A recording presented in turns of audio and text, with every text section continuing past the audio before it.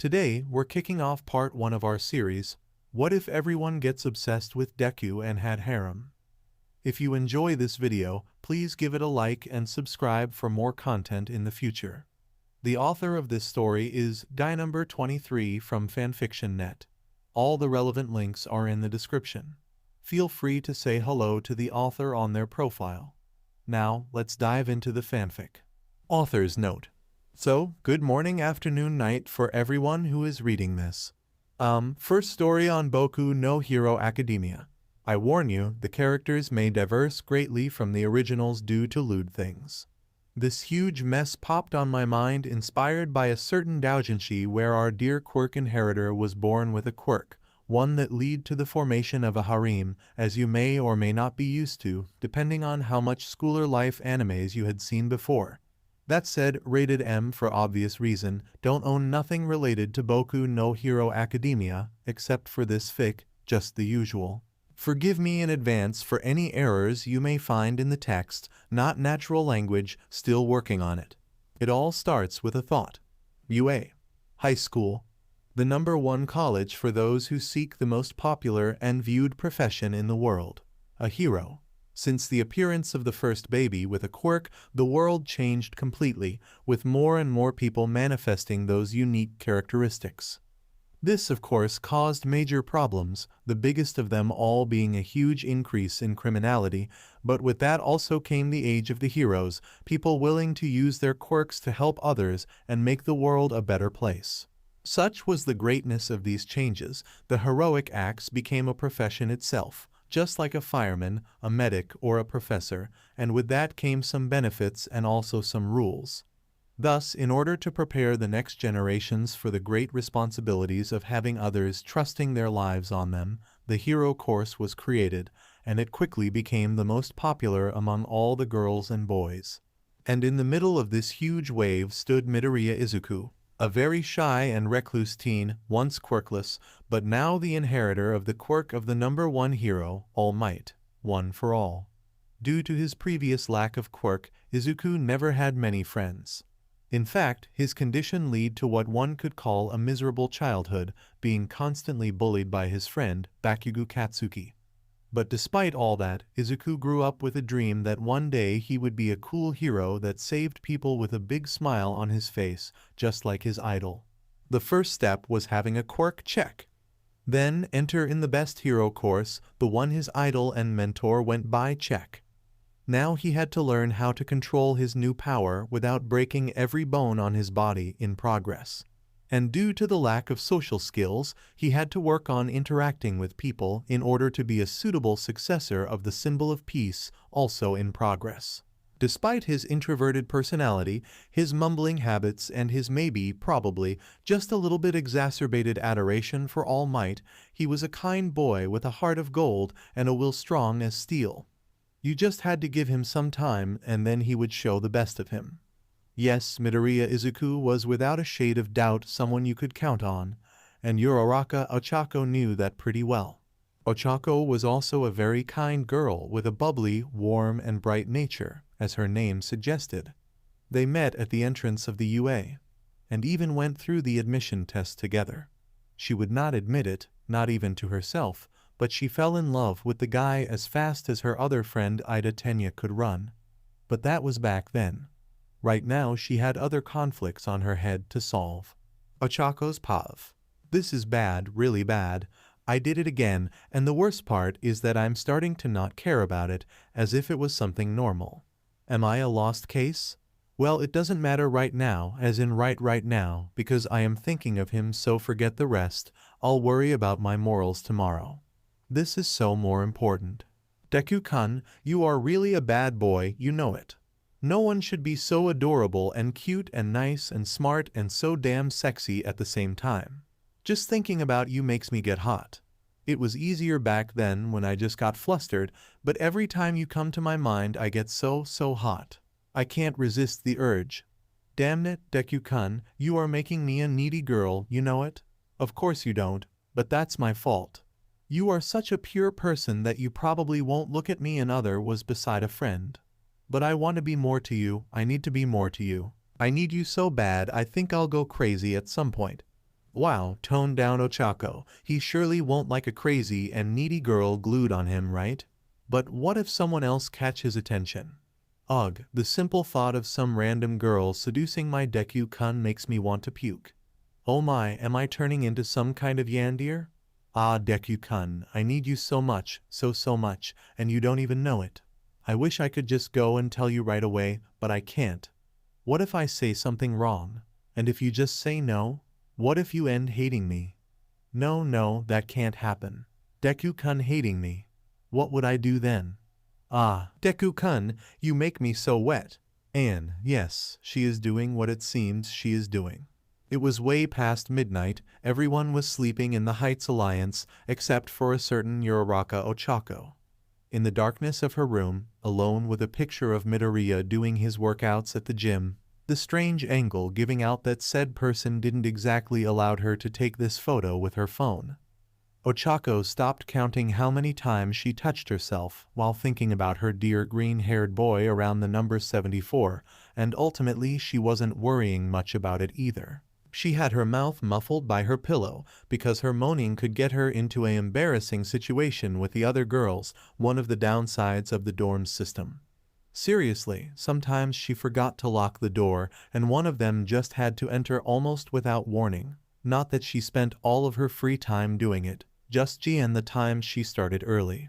By so, she decided to always double-check the lock and start after midnight. This proved to be a difficult choice because Ochaco wasn't getting any additional hours of sleep, but seeing Midoriya's face every day worked as a mental recharge. This night, thought, was totally different. On the classroom of yesterday, since his past midnight they went through a rescue training and she happened to be one of the victims. She was tied by hopes over a fake pit of acid, and the rope would be cut down in some minutes, the time the hero had to defeat the villain, save her, or do both if Hesh could. And Midoriya did it so perfectly, at least in her eyes. He was against Kirishima and Ida, not exactly the most perfect combination, but each one was pretty hard to deal with. But Midoriya, being Midoriya, used one of his best powers, his mind, to think of a plan to get through the barrier and save the hostage. At the end he used Kirishima as an unmoving object against Ida's unstoppable force, and the result was catastrophic for the redhead and the running teen. Using his full cowl he saved Ochaco at the very last second, catching her mid-air bridal style after the rope was cut, a true hero save scene.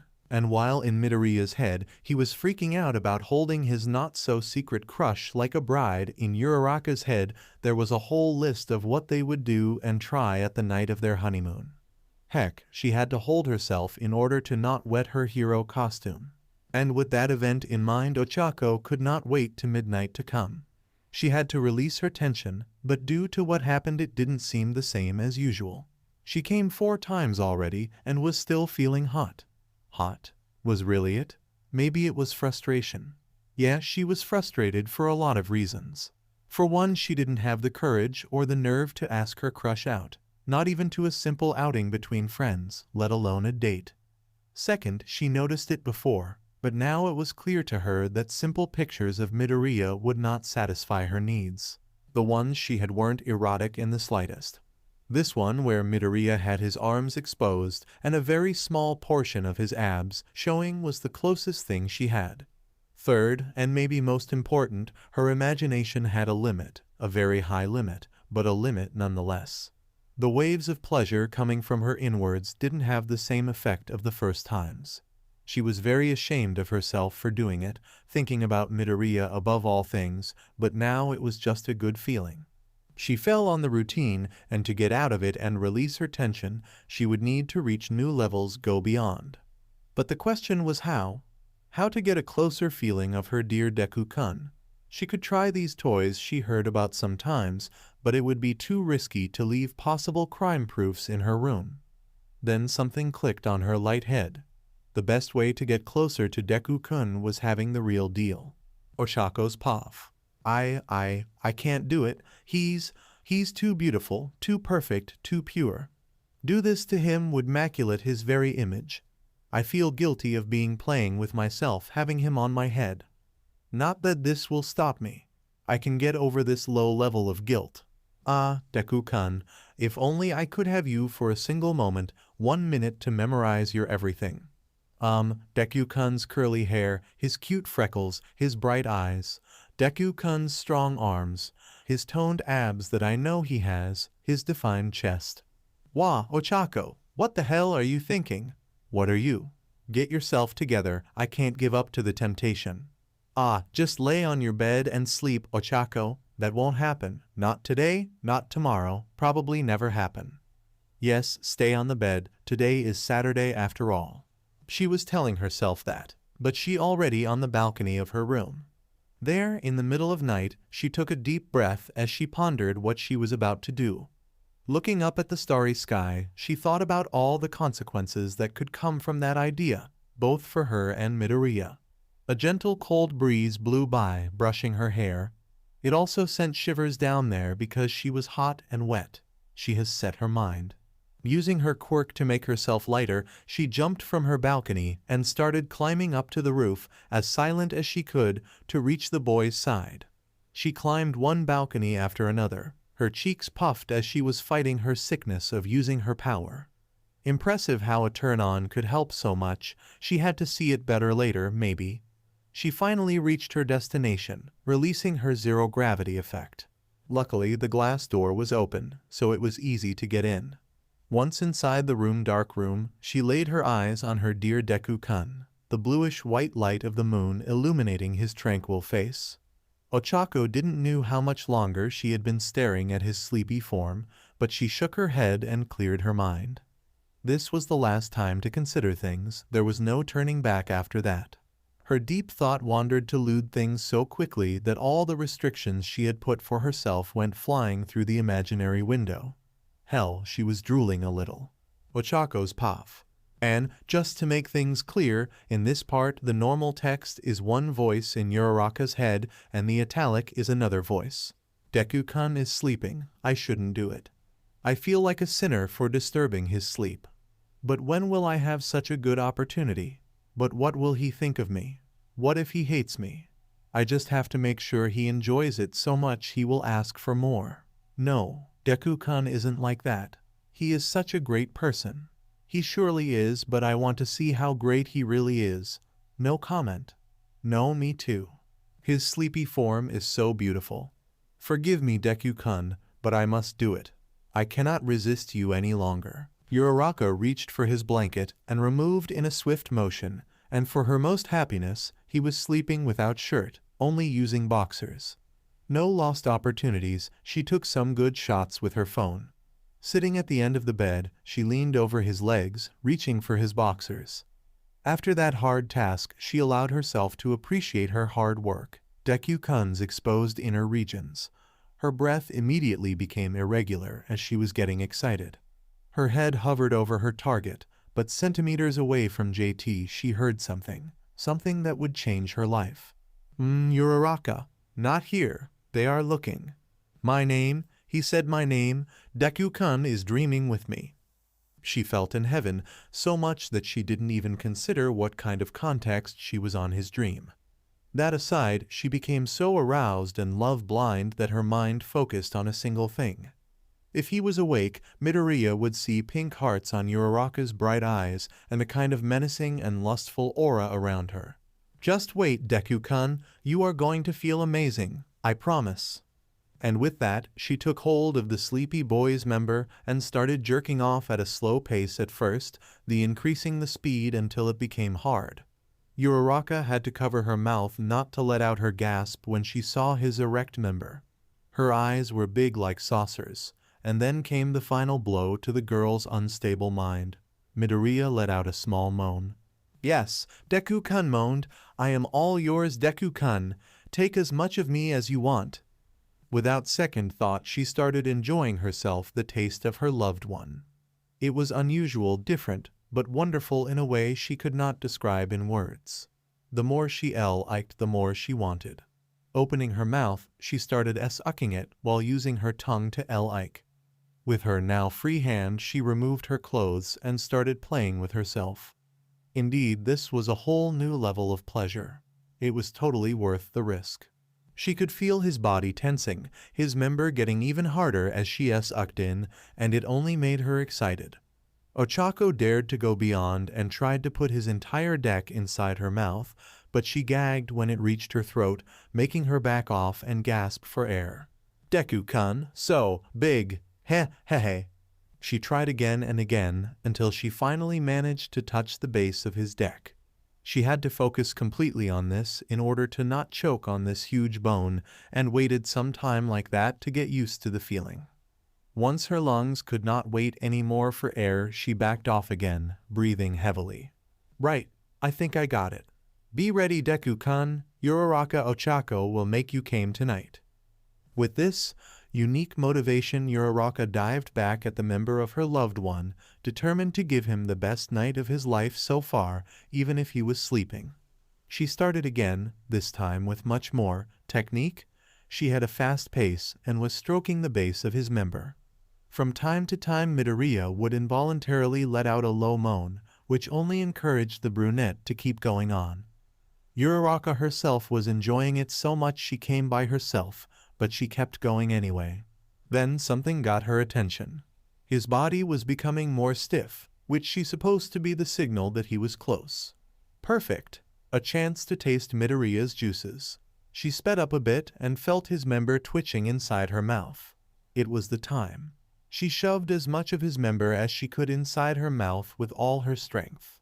Sparks started to form around the green-haired boy's body, and he squeezed his eyes shut, and then he came out.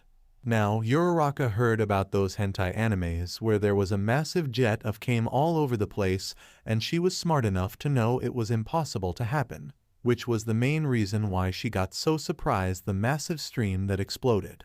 It went straight to her, some going down right away and the rest filling her mouth. She had to back off, but not before making sure of having every drip of it.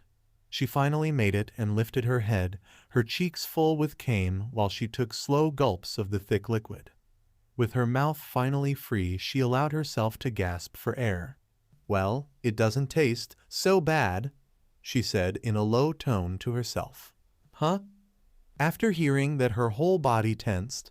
She slowly looked up and found Midoriya, half awake and looking at her with a puzzled face. She became like a statue. Maybe he could believe he was dreaming, right? But the progression from confusion to understanding and then panicking told her otherwise. Urara. SHHH. Uraraka quickly covered his mouth with her hand.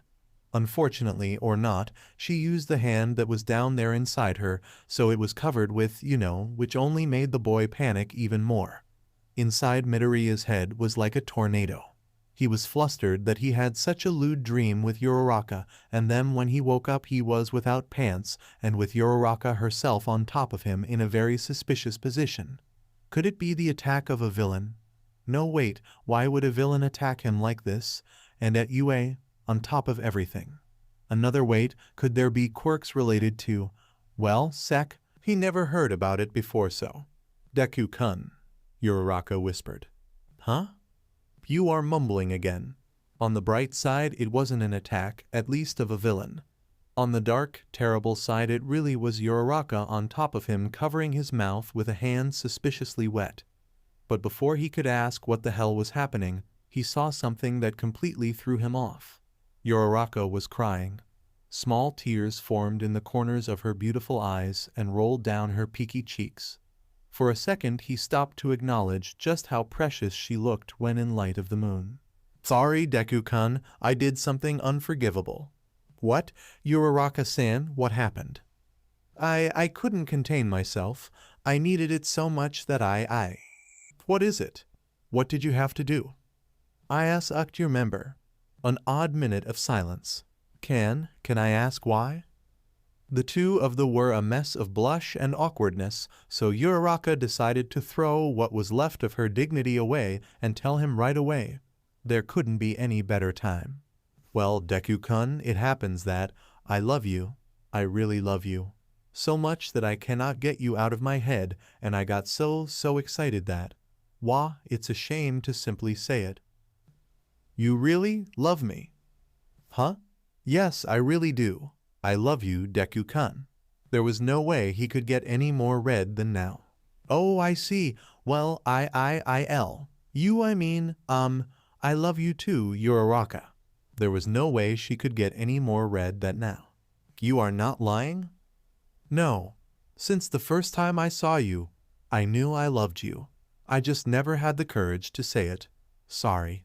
Midoriya was looking to anywhere but the girl on top of him, but when he said it, he had to face her, and he found her with tears on her eyes. He was about to go on his famous sequence of apologies, but he was interrupted by a big smile forming and a deep, passionate kiss from his crush. At first he was scared and lost, but soon he gave in to the kiss, closing his eyes and enjoying it himself. He felt her soft and small hands caress his face and his hair, and he also allowed his hands to wander around her body as well. In other circumstances, the fact that she was only wearing a long t-shirt would worry him, but now he was more interested in the girl of his dreams than thinking. When Midoriya felt a sensation, his brain restarted to function properly and he broke the kiss. "You Uraraka, what are you?" "SHHH, please let me enjoy it a little too." Midoriya now could see the pink hearts on her eyes. By some reason he felt that he had to give this to her, maybe because of what she did to him earlier. The small moans of the brunette completely turned him on, and he was liking the vision he was getting. He could see a small part of her chest. Well, it got better because now she removed her shirt and shoved her jugs in his face. "Deku-kun, can you suck them, please?" How could he say no? Uncertain at first, he started slowly, but Midoriya was a fast learner, and soon he got the way of how to make her moan and tremble.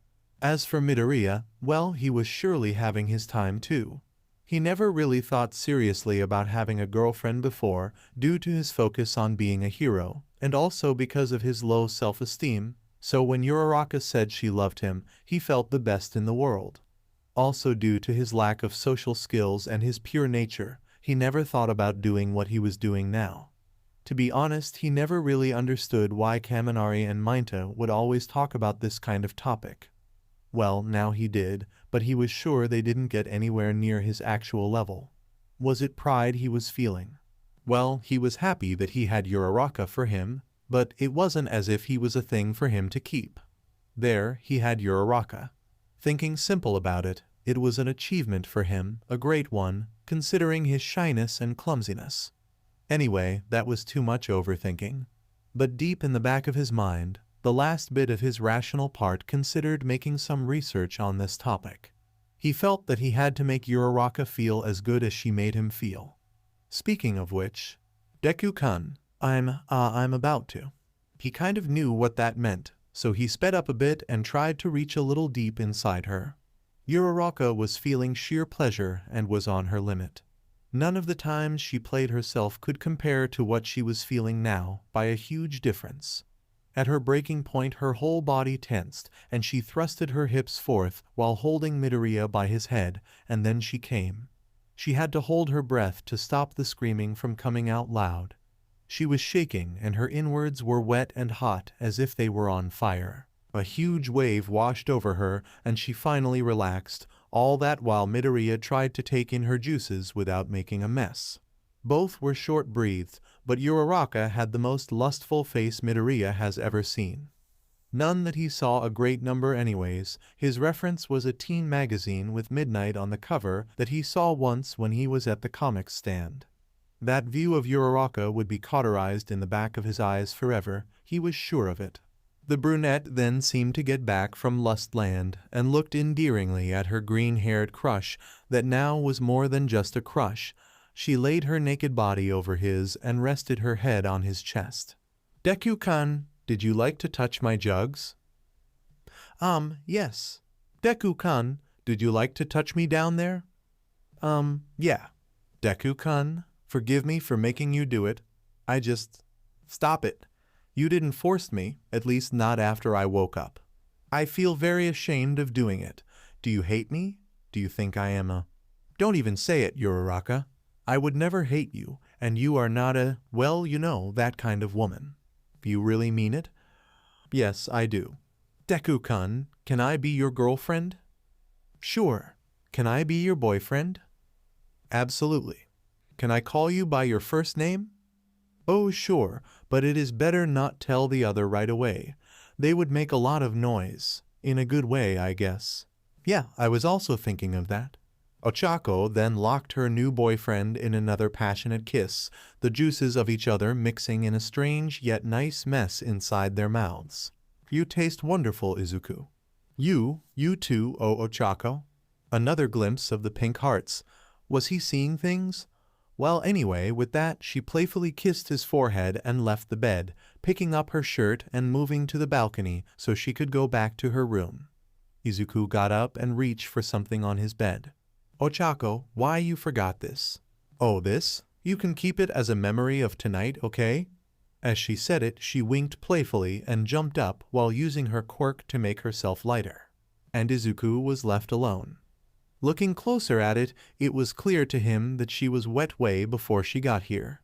She must have been looking forward to it for a long time. And while he resisted the urge to sniff this piece of clothing that his girlfriend was using moments ago, said girlfriend was hoping he would do so. After all, she did get his cloth. After the last weekend, Midoriya Izuku felt like a whole new person.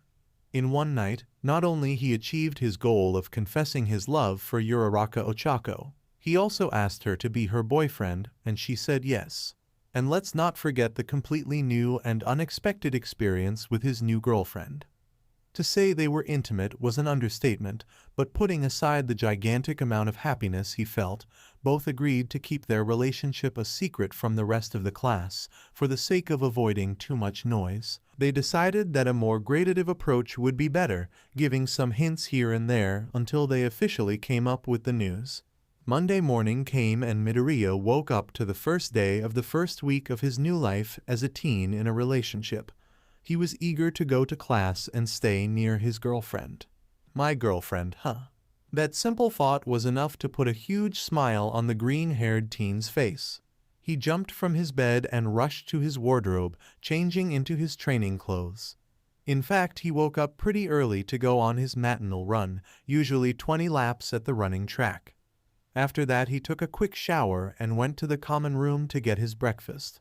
He decided to go with some cereal today and sat with his bowl at one of the tables, letting his mind wander freely around Uraraka in the meantime.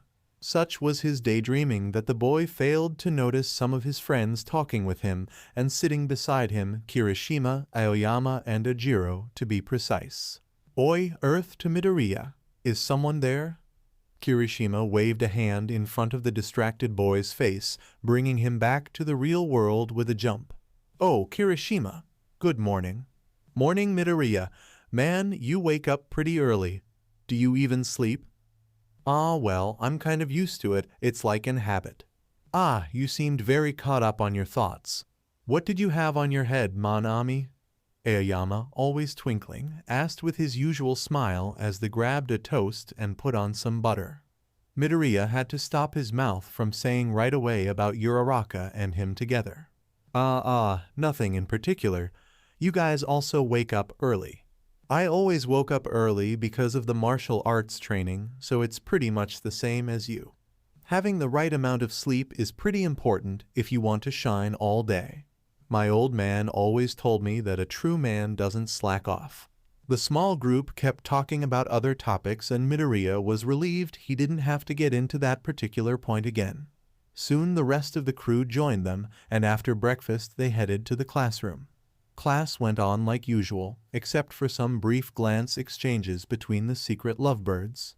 Then came the hero training, today a standard rescue mission on ground beta, 2 heroes, 2 villains, 1 hostage, contain or defeat.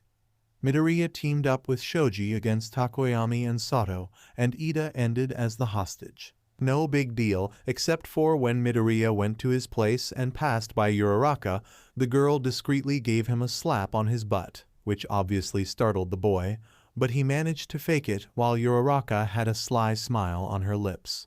And so the week went as usual, normal classes and hero classes, lunchtime, etc., but here and there Uraraka would interact with her boyfriend, always avoiding possible observers, like touching some, compromising parts in intimate ways and locking him in passionate kisses while he training alone or walking by. One time she even snuck on a brush beside the running track and just pulled Midoriya in like a cat jumping on bird. But it reached the peak at Friday during lunchtime. Before he could get a seat with the crew at the tables, Uraraka dragged him out saying that she needed help with something. For their classmates, it wasn't more than the obvious crush they both had for each other, so they ignored it. It wasn't like they were dating, right? Yeah, keep thinking like that. Uraraka dragged Midoriya without saying another word until they reached the back of a gym, far from the other buildings and paths that students and teachers used and surrounded by some trees and bushes. There, alone with her man, Ochaco didn't waste time in planting her lips on his, kissing the greenette fiercely and reaching inside his shirt to run her hands over his chest and abs. Izuku at first was startled by the sudden move, but soon he joined her into the kiss, also running his hands over her back and thighs, thought without the same amount of invasiveness. After 4 long minutes they finally broke up, gasping for air. Ochaco leaned her head on his chest and held his clothes. Izuku was the first to talk. "You seem like you didn't saw me in the entire week." "What can I say? I didn't exactly see you." "Huh, what are you talking about?" He was interrupted by Ochaco, and she quickly got on her knees and brought down his pants in a single move. "Whoa, Uraraka, hold on, we can't do this here." She answered him with a pout and puffy cheeks. "Deku-kun, I thought we were already on the first names." "Oh, sorry, it's still kinda weird, and we only do that when we are alone so. Which is why we should spend more time together." Well, the others could start to suspect. "Oh, I'm not talking about this way of spending time. Ochaco, someone could see us." "Don't worry, sweetie, I checked it the entire week. No one will get here, so it can be our secret place." "Okay, but don't you think it is too early to oh shit?" She didn't bother to listen the rest as she grabbed Izuku's member and started stroking it at a fast pace. She had a seductive smile on her lips and her eyelids half open while she looked up at the boy's red face. "You may be saying no, but down there you are screaming yes." "You know, I waited the entire week for this." Thought he wanted to deny it, Ochaco was really good at what she was doing, considering that it was the second time she did it. He was sure it was her second. He believed in her. Anyway, he knew he was enjoying it more than he should, her head moving back and forth, the wet sounds that came from her mouth, the shivers that her moaning on his member sent to his spine, the soft touch of her hand on his skin, the feeling of her tongue rolling around, and the passionate look she had for him, her endearing eyes never leaving his, as if she constantly asked if he was liking what she was doing. No, more like is she was asking if she was doing it right. Due to the lack of experience, for Izuku it was beyond perfect, but that was the point. Should he really like it that much? Well, the answer was hard to find because each stroke dragged his mind to the brunette need in front of him, impeding his brain from working properly. So his focus changed completely to Ochaco. What did he like on her? Well, she was really beautiful, happy, and positive about most everything. He liked how she always tried to cheer up everyone around her and how she cared for the feelings and well-being of her friends. He loved her bright brown eyes, even when they were filled with a menacing aura of determination. He loved her brown hair and how it framed her cute round cheeks. He loved how she looked on her hero suit, cute and beautiful at the same time, the curves of her hips and thighs, the moves that her jugs made when she was running, and now the newly discovered face she had whenever she was aroused. It was really hot. So much that Izuku could not hold much longer. "Oh, Ochaco, I'm near to." "Go on." "What?" Caught in the heat of the moment, Izuku barely noticed that he activated his quirk on full cowl, and only when he reached his limit he understood what was happening. Once again a huge wave came out, instantly filling Ochaco's mouth. This time she managed to swallow a great part of it on the act, but still ended with her cheeks full. After some slow gulps, she finally breathed and stuck her tongue out while she looked up at the green-haired teen. "See? I swallowed it all." "Oh my, I think this is too stimulating for me. Well, I guess it's my turn now." "No." "Huh, what?" She got up and planted a quick peck on his lips. "I want you to enjoy it as much as I. You don't need to force yourself because of me." Besides, when you really want to do something, you always surprises me. So, what now? Until you feel like I'll keep doing it as much as you want. I have to say it's kinda selfish of my part, but if you don't mind. No, not at all. Okay then, whenever you feel tensed, call me. No more need to use your hand, right? I never did it, really. Ha ha ha, Deku-kun, you really are a pure boy. But look at all the cane you fed me, I'm still baffled. Well, when I was near to, I activated full cowl on instinct. Since my quirk is a power enhancement, maybe. Oh, Deku-kun, your quirk boosts you up when you Wah, don't say that so loud. Then a line of thought formed on his mind. The way I manifest one for all is by simply using the raw strength, unlike All Might and the muscle form he had back then. So if one for all manifests in slightly different ways, then the effect should also follow the pattern. So, in this case, All Might would have a giant. Midoriya stopped himself from completing the phrase. He could have exposed his secret to Uraraka, and under the most ridiculous situation. Uraraka was used to the mumbling, but that sudden burst was new to her. Anyways, he said it was nothing, so to her it was nothing. After that they left to the lunchroom to grab food. Midoriya had to insist since Ochaco kept joking she was already satisfied. And after that it became a routine for them. They did it after midnight and on Sunday too. They did it early in the Monday morning, on the classroom when they were on the duty to clean everything, on their secret place, behind the bushes on the running track, on a blind spot on ground gamma, during a rescue training, and even on the Heights Alliance showers, one of their darest moves. The next week went on like a hot breeze, driven by Uraraka's apparently endless lust and need. Sometimes Midoriya thought that he would eventually run dry, even if he knew it was biologically impossible. And yet, every time Uraraka dragged him out to their secret dates, he would feel guilty in a way, because at the end he was the only one being pleased, and that feeling kept growing up as time passed. And so came the end of week again, and again the brunette dragged him out to their hideout. Would the Fridays always be so busy? She didn't even have to say anything. Just a look or a light nudge would be enough for him to take the hint. Once behind the gym, she didn't waste time and already pulled down Midoriya. He kind of already had a turn on, knowing what would happen next. Oh, just thinking about me makes you like that, Izuku dear? Well, what can I say? She started stroking his member pretty much as usual. Now that he had more experience, Izuku could tell that she got better at it with each time she had him. Also, he noticed that for some reason he gained some endurance, because it was taking more time for him to reach his limit. It kind of worried him that maybe he could reach a point where he would be unable to, let it all out. But Ochaco never ceased to surprise him. Thought he would never truly admit it or tell her that she had some talent to this.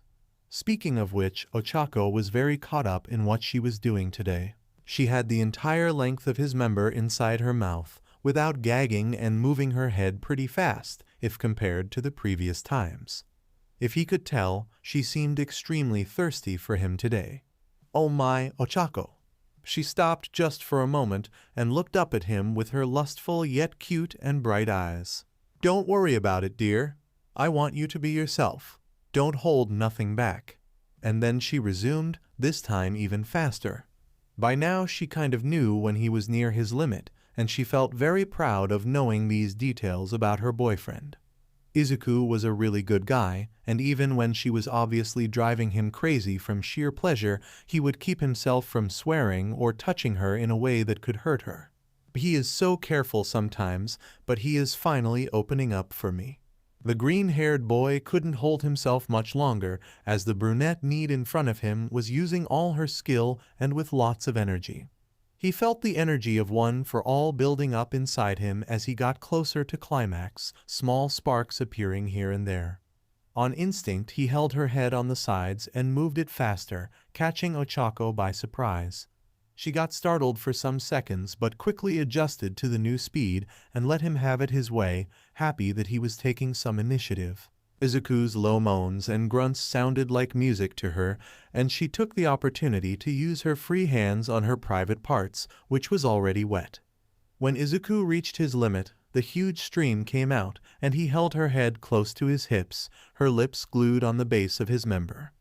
This time she had some difficulty swallowing everything, but somehow managed to do so. The boy was so lost in his world that Ochako had to use her hands and pull off his member to breathe. "Wah, sorry Ochako, I kinda got lost in my mind." "No cough problem really, it means you liked it a lot." And like that, Ochako was getting up to change her clothes since the one she had now was completely drenched, but Izuku suddenly held her arms, his eyes looking straight at hers. "Izuku, is everything all right?" "No, not really." He started kissing her, exploring her mouth and catching some of the flavor on it, then proceeded to nibbling the tip and lobes of her right ear. Not only Ochako felt extremely aroused, she was confused about what he was doing and why so sudden, but she could wait a little longer to ask because he was doing an awesome job, and by no means she wanted him to stop. "Deku-kun, that was awesome." "What?" "I think I went to heaven for a second." "Oh my, who would know you could do that?" The now flustered teen scratched the back of his head nervously. "Well, I kind of made some research and ended up learning something." And by research he meant, "Do you mean you watched videos?" An invisible arrow crossed his chest. I just thought that I could get an idea of what to do. After all, never did something like this and sorry." "Don't say that, Deku-kun. I'm very happy you did it." You are?" "Sure. You did it because you wanted to know what you were doing, because you cared about how I would feel. It's so lovely." "I wouldn't call it lovely thought." "Well, you did your best, and I'm really happy. I mean it. Seriously, I'm really happy." "But you don't mind about me seeing another girl?" "What? No." "See? Even if you did, it isn't as if she was really there. This is the fun part about videos. Besides, I watched a couple of those too. I even found some doujinshis." "What? For real?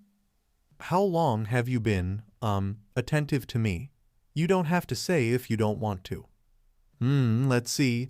Your fight with Todoroki-kun was pretty flashy, but you were showing up a lot during the training camp. I was completely beaten at that time. Did you really pay attention to me in that way?" "Well, not at the time, but after the dust sat down it crossed my mind. Oh, I know, after you fought Overhaul, I definitely started to look closer at you. You know, you get extremely sexy when you work out at the gym. Care to do some sit-ups without the shirt next time you go there?" Sure, but I have to ask, did you pass by the stalker phase?" Her eyes diverted from him for a second, finding the leaves of the tree nearby a lot interesting. She gave up with a sigh and lowered her head a bit, even getting a light tinge of red on her face. "Well, yes, I wasn't very secure of myself back then. You know, the competition is kinda hard." "Huh? What competition?" Midoriya asked as they finally got up and started to clean up the mess and themselves. "For starts, I'm not the tallest of the girls in class. And well," she kind of muttered the next part. "My jugs aren't that big, and I think I could lose some numbers on my waist. And I'm not the brightest mind in the class, and all that without counting the other classes. Okay, that's enough." "What?" She looked up at Midoriya, who had his eyes closed as if he was thinking of something. Then he turned around and looked her straight in her eyes, holding her shoulders gently. "I don't think I should say it because it's like a fact, but I guess you have hear it. Ochako, you are perfect. I didn't really care much about your looks when I first fell for you. And if you don't know yet, I find you to be really sexy, and I can't believe I said that out loud." While Midoriya entered in a spiral of anxiety, Uraraka let his words sink for a moment. So he didn't care that much about her looks. Sure, he made it clear that he found her very attractive, but what counted was the interior. Maybe he's saying I'm really good at sec? Well, I'm sure he thinks that, but that would be too much for Deku-kun, even internally. "Is that so?" Midoriya broke from his nerve wreck and focused back on Uraraka, who lifted her head again with the brightest of the smiles. "I have to say, Deku-kun, you really are a bad boy." I am? Yeah, no one should be so sweet, so cute, so handsome at the same time. This made his blush instantly. Midoriya had a serious problem with receiving compliments, mostly because he didn't got these much as a kid. Uraraka then walked ahead of his and then turned around playfully. Seriously, you could get every girl in here if you wanted. She pouted as if she was mad, and Midoriya couldn't help but find her puffed cheeks completely adorable. Well, I don't think I need to, right? He said as he walked up to her side. I don't know, maybe you are too much for me alone? Nah, I'm keeping you for myself as long as I can. She jumped up and wrapped her arms around his neck. They were still far from the main building, so there was no one near to see them. As long as you can? Don't you mean forever? Midoriya said, failing to completely hide the nervousness in his voice. I'm not dumb, Deku-kun. Someday you can get enough of me, and then maybe look for someone else. That's why I want to make the best of every moment I got with you. No regrets, right? This time Midoriya hugged Uraraka by her waist, pulling her closer to him. He didn't mind the blush or the heat of his face and completely ignored the feeling that his heart would explode. His words were clear and he didn't even stutter. I love you, Ochaco, and I'm yours to keep, all right? Aw, you drive me crazy, Izuku. Can I accept that as a wedding proposal? Wedding? Well, it's pretty early, but if you want then maybe I can get a part-time job until we graduate and then. She stopped the mumbling train before it left station with her light laugh. Sorry, Deku-kun, you are so cute when you get nervous. No need to rush things, right? Also, thank you for being there for me. Always. Looking at them now, walking together and in silence, their heads leaned on each other and with smiles crossing their lips, one could say Midoriya and Ochaco were just another pair of lovey-doves, enjoying the warmth of each other and talking about silly things and dreams for the future. But Hagakure Toru knew better. After all, she just saw Midoriya going wild over Uraraka, and the poor gravity girl couldn't do nothing against it. She saw it. Not all of it, her eyes didn't handle it, but she clearly saw Midoriya lacking trousers and underwear, invading Uraraka's private places with his fingers. She hid behind the corner full of shame, fear, and confusion. What if they saw her? No, the real problem would be if he saw her. Uraraka needed help, but Hagakure wasn't sure if she could help, knowing Midoriya and his powerful quirk. She dared to look again, slowly poking her head around the edge and completely oblivious to the fact that she was invisible, and the next thing she saw was Midoriya with his face buried in the middle of Uraraka's open legs, which instantly made her react by bringing her hands down there in a protective way. They were a little bit far, but she could hear the noises Uraraka was making, the poor girl. She could not even imagine what she was going through right now to scream like that, which only made her feel even more guilty. When she heard Uraraka scream loud and then go silent, she panicked and ran away as fast as she could, hiding in the first spot she found. What if he found her and decided she was the next? She didn't know that happened at the end back there, and Uraraka would have to forgive her. She didn't want to find out. Getting behind a large tree, she took good 5 minutes to catch her breath and get her heartbeat down to safe levels. That aside, she couldn't move right, for the sight of Midoriya, the boy that everyone found so unharmful, aside for himself and villains, was doing such a thing. That counted as crime, right? Was he going to turn into a villain? What if he was bad all the time? Could he be responsible for all the attacks that they suffered before? No, stay calm, Toru. Just think about it. Midoriya-kun wouldn't fight so much and break all his bones every time if he really was a villain. Or would he? No, he isn't a villain in secret. But what he did, why did he do it? Didn't he like Uraraka-chan? Could it be that? He liked her too much? Oh, this is bad. I thought that she liked him too, but what if she don't? Oh no, does this mean she will never get married? Hagakure was interrupted in her line of thought when she heard some familiar voices. She looked around the tree and saw Midoriya and Uraraka walking together and hugging each other. The first thing she thought was that maybe Midoriya would force her to say she was his girlfriend. He could easily do it, with all the strength he had. and being the good friend she was, Hagakure had decided to help her friend Uraraka out of this huge problem and knock some sense on that green-haired head. He was still a friend after all, and so she moved from her hideout, making another way around to the main building in UA to find her friends. She felt that she would need help. Unfortunately, the lunch was over and she had to go back to the classroom. There she couldn't focus on whatever Aizawa-sensei was talking, her eyes darting from Uraraka to Midoriya, then to the clock and back to Uraraka. One of the advantages of being invisible was that when you weren't paying attention to something in specific, no one noticed. But after all that time teaching the one a class, Aizawa mastered the ability to detect such deviations of attention, like a spider sense or something like that. And the solution comes in this way: Hagakure. Hagakure. Oh here. The answer. 13. Well, I doubt that the first emperor of the Tokugawa won his first battle at that age. I suggest that you read again that section of the book and make a resume of at least 2 pages. Okay, no one noticed, but she lowered her head.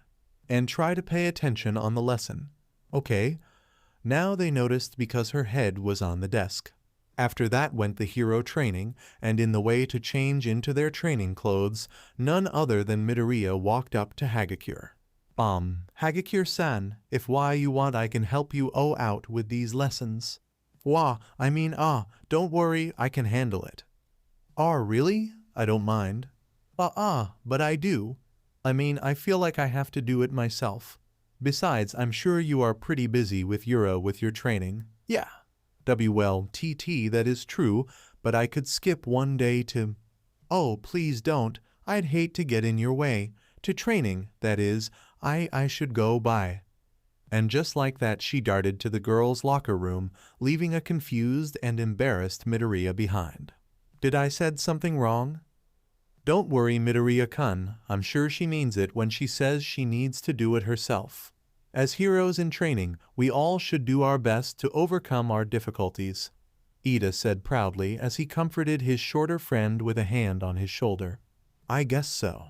And by the work of destiny, the hero training ended up being a game of tag, but in teams of 2, one tied to another. The objective was to steal the headband of the opposing team, similar to the chivalry battle. And of course Hagakure would end up facing Midoriya. Why not? Her partner was Kirishima, and he was as hyped as usual.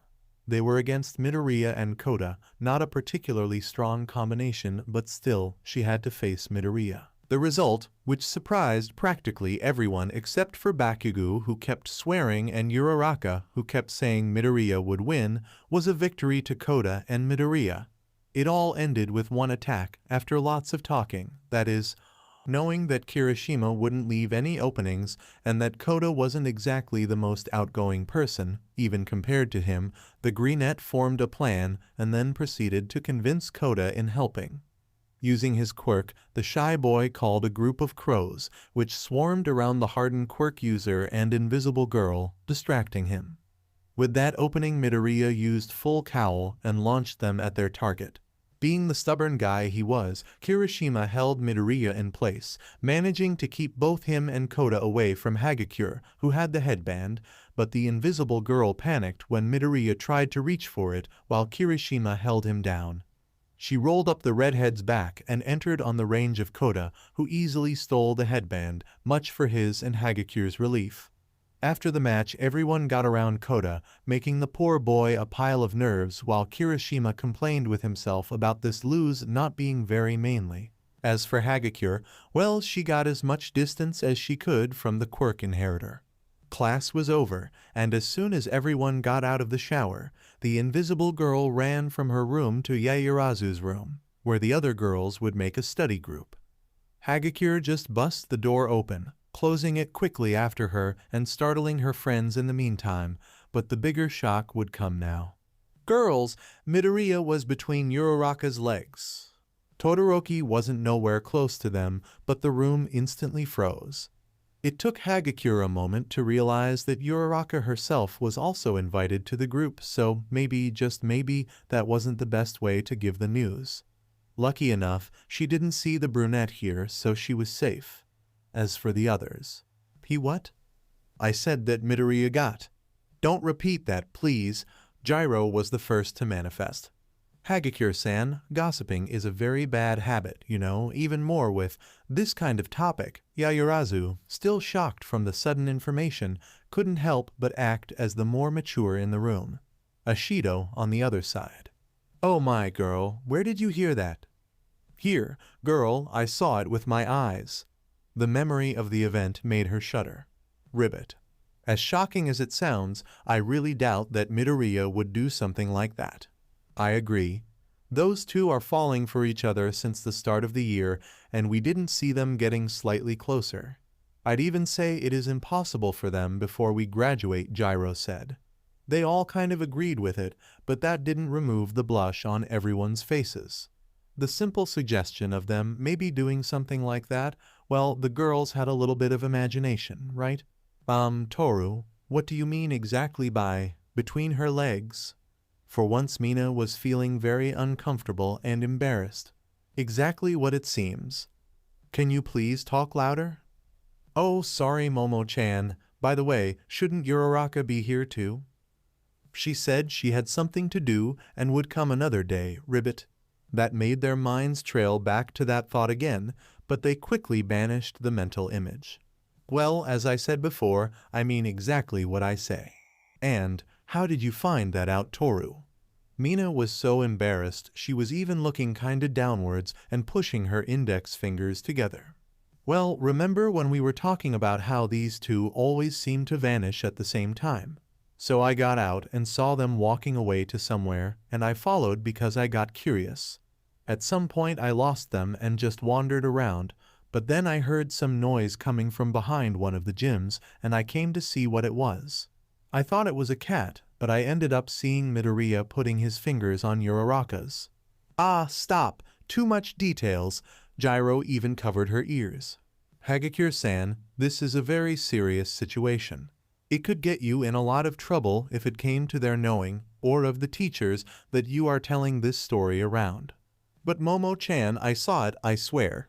As much as I'd like to see Ochako-chan being bold enough to confess to him, Ribbit, this is way over the limit. Aw, come on girls. Mina, back me up here. Sorry Toru, but it is really hard to believe that Midoriya the nerve wreck would make a move like that. But I've really seen it. Midoriya with his face buried in Uraraka's. Toru covered her mouth to stop herself from continuing, but she already said too much. Inside the girls' minds, something broke like a glass in millions of tiny pieces. The mental image of the green-haired boy and the brunette doing that, lewd thing, it was too much.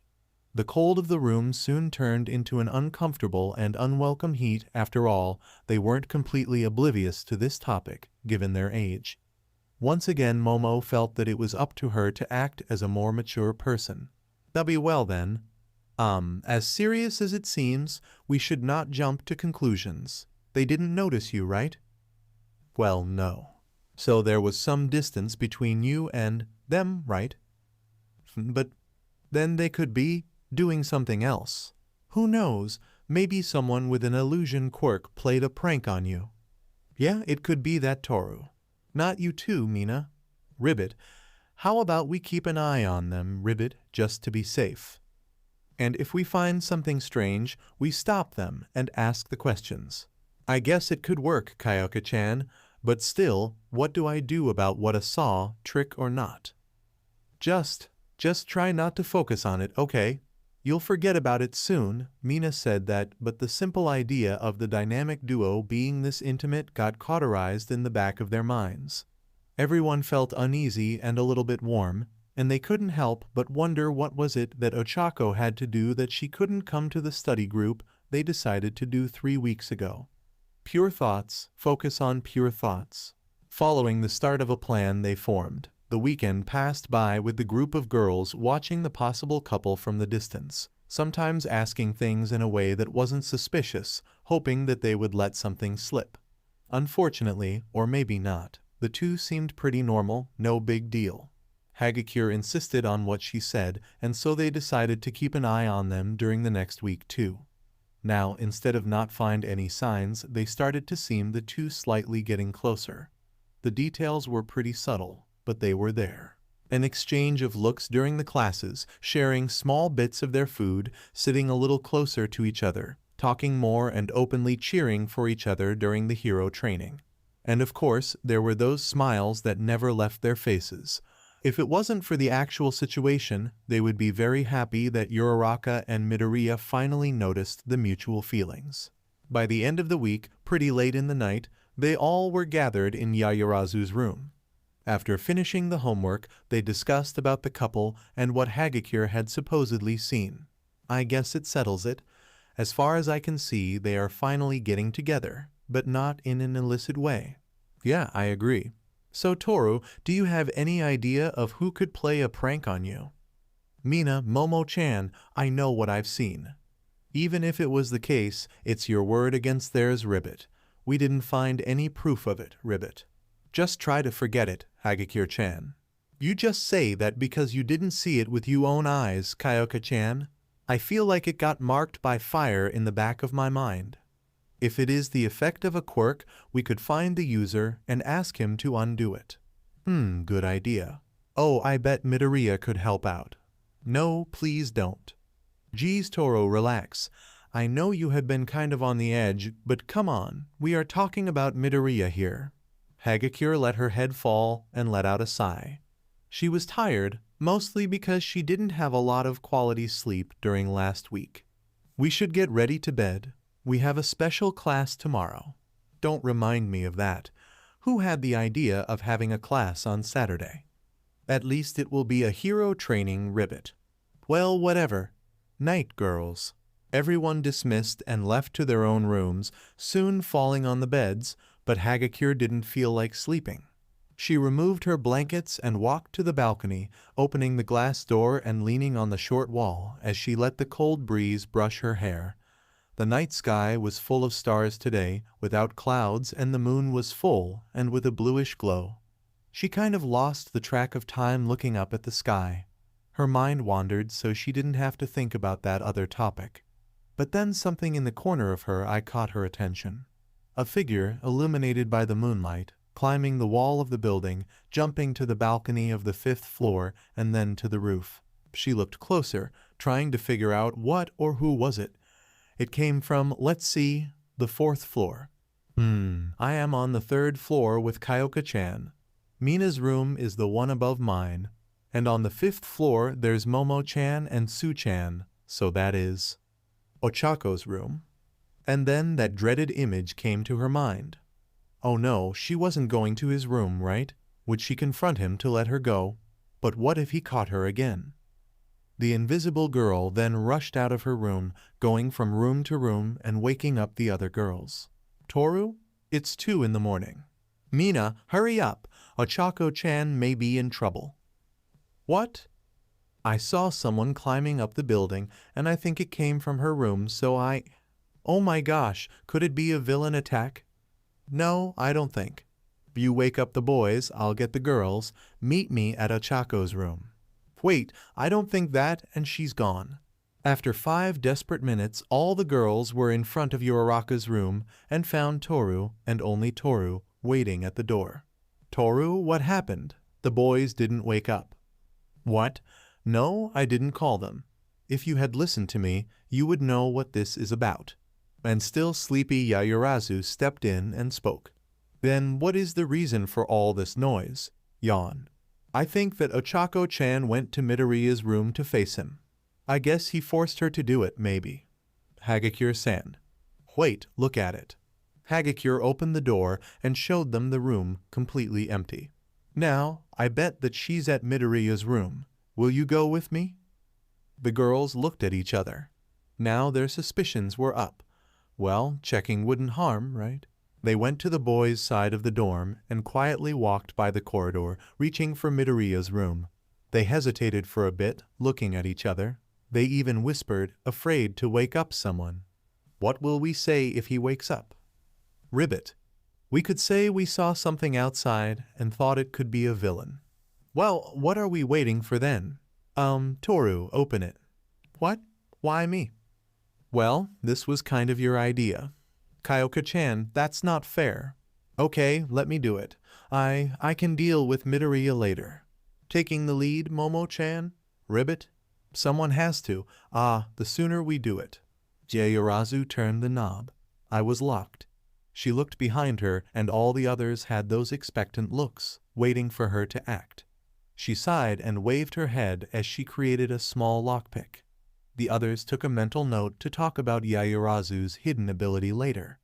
The lock clicked and she turned the knob again, opening the door oh so slowly so it wouldn't make noise. The room was slightly less dark than the corridor because of the moonlight shining through the glass door, which was open, letting the cold breeze enter a little bit. They entered almost together, one glued on the other, their eyes getting used to the darkness, and then, when they looked to the side, most specifically to Midoriya's bed, they saw Uraraka and Midoriya, the former currently with her head lowered between the latter's legs and with her mouth busy. Only because Mina knocked her foot on the desk and made a noise that the couple noticed the guests. Time has stopped. Midoriya and Uraraka slowly, really slowly, turned their heads to the side, finding a bunch spectators while they were on their activities. Uraraka never let go of his deck. As for the girls standing up, they had to take a whole minute to process what was happening in front of them, due to the shock of the scene itself, and because now they knew how Hagakure felt. The image got cauterized on their minds, and they wouldn't get rid of it for a very long time. Midoriya. Yaoyorozu, Hagakure, and Ashido shouted, but covered their mouths almost instantly because they would wake up everyone in the dorms. Kind of screaming while whispering, Yaoyorozu was the first to speak. Midoriya, what in the world does this mean? Are you insane? Why, Yaoyorozu-san, I can explain. Explain? I want to see you try, you worthless pervert. Uraraka finally got up, recovered from her own shock, and was quick to try and help her Deku-kun. Wait a minute, girls. This is not what it seems. Ochaco, what the hell? You was. I cannot even finish it. Mina-chan, girls, just calm down and listen. Yes, just let us explain and... I can't believe this happened to you, Ochaco-chan. Ribbit, Midoriya, what have you done? I told you guys I saw them before. Midoriya and Uraraka tensed. So Toru saw them, but what did she saw and when? Did she knew they were doing it, or she spotted them kissing behind the bushes? Shit, Mina was there too. The word would spread like a wildfire. No, they wouldn't do it. At least they hoped so. Midoriya, you're so dead. Not once had they seen Kyoka so serious, to the point that Midoriya let out a yep and backed to the wall, revealing his naked glory in the moonlight for everyone to see. The group froze in place again, terror and embarrassment plastered on their faces as another mental image was carved deep on their minds. After realizing his move, Midoriya had the minimum of consideration to cover his, let's say, impressive length with his hands, his face completely red. Taking advantage of the short lapse, Uraraka jumped from the bed and stood in between the aggressive girls and her precious boyfriend, her arms wide open. Wait up, don't get near him. PTSS Ochaco. What? I can see it all from here. Oh, right. She picked up her long shirt on the bed and wore it, barely covering her. For now that would do, at least in her head. Uraraka-chan, I should warn you that this isn't a good place to be right now. In front of that pile of trash, I mean. Yaoyorozu had a serious look on her eyes and Uraraka could see a menacing aura around the group of 5. Wow, do I get like this when I'm serious? I don't think so. You guys got things wrong. Ochaco-chan. Ribbit, you don't have to defend him. We can take care of it. No, you don't understand. Deku-kun did nothing wrong. Are you out of your mind? He got you naked on his bed. Well, yes, but Ashido-chan. Talk no longer. No matter what he said he would do to you, you don't have to do what he wants. Now, Midoriya, come here so I can tie you on a straight jacket and throw you on the nearest river. Boy, Yaoyorozu was seeing red. Hey, I can use my acid with he doesn't die, right? Now you all stop. The last shout was loud and clear, which made the girls flinch. Uraraka then went back to whispering. Are you even listening to yourselves? How can you even think about hurting Deku-kun? Ochako, look, if he said something to force you into this then. No, he didn't, Ashido-chan. What? Uraraka took a deep breath. I'm here because I want to. And I was doing what I was doing because I wanted to. The girls got taken back by the honest and unexpected answer. This wasn't likely for Uraraka to do, not in the slightest. No, something was wrong. Something had to be wrong. Maybe Midoriya had a second quirk of mind control, or maybe he asked someone else, but Uraraka couldn't be doing it by her own will. That was not possible. The anger melted into worry for the gravity girl. The poor thing must have suffered some kind of brainwash, or maybe he threatened her with his quirk, or even blackmailed her with some kind of past secret. And so, deciding that the well-being of Uraraka came ahead of serving justice to Midoriya, Yaoyorozu put a hand on Uraraka's shoulder, confusing the girl. Don't worry, we'll work this out, okay? Huh. Ashido was the next one.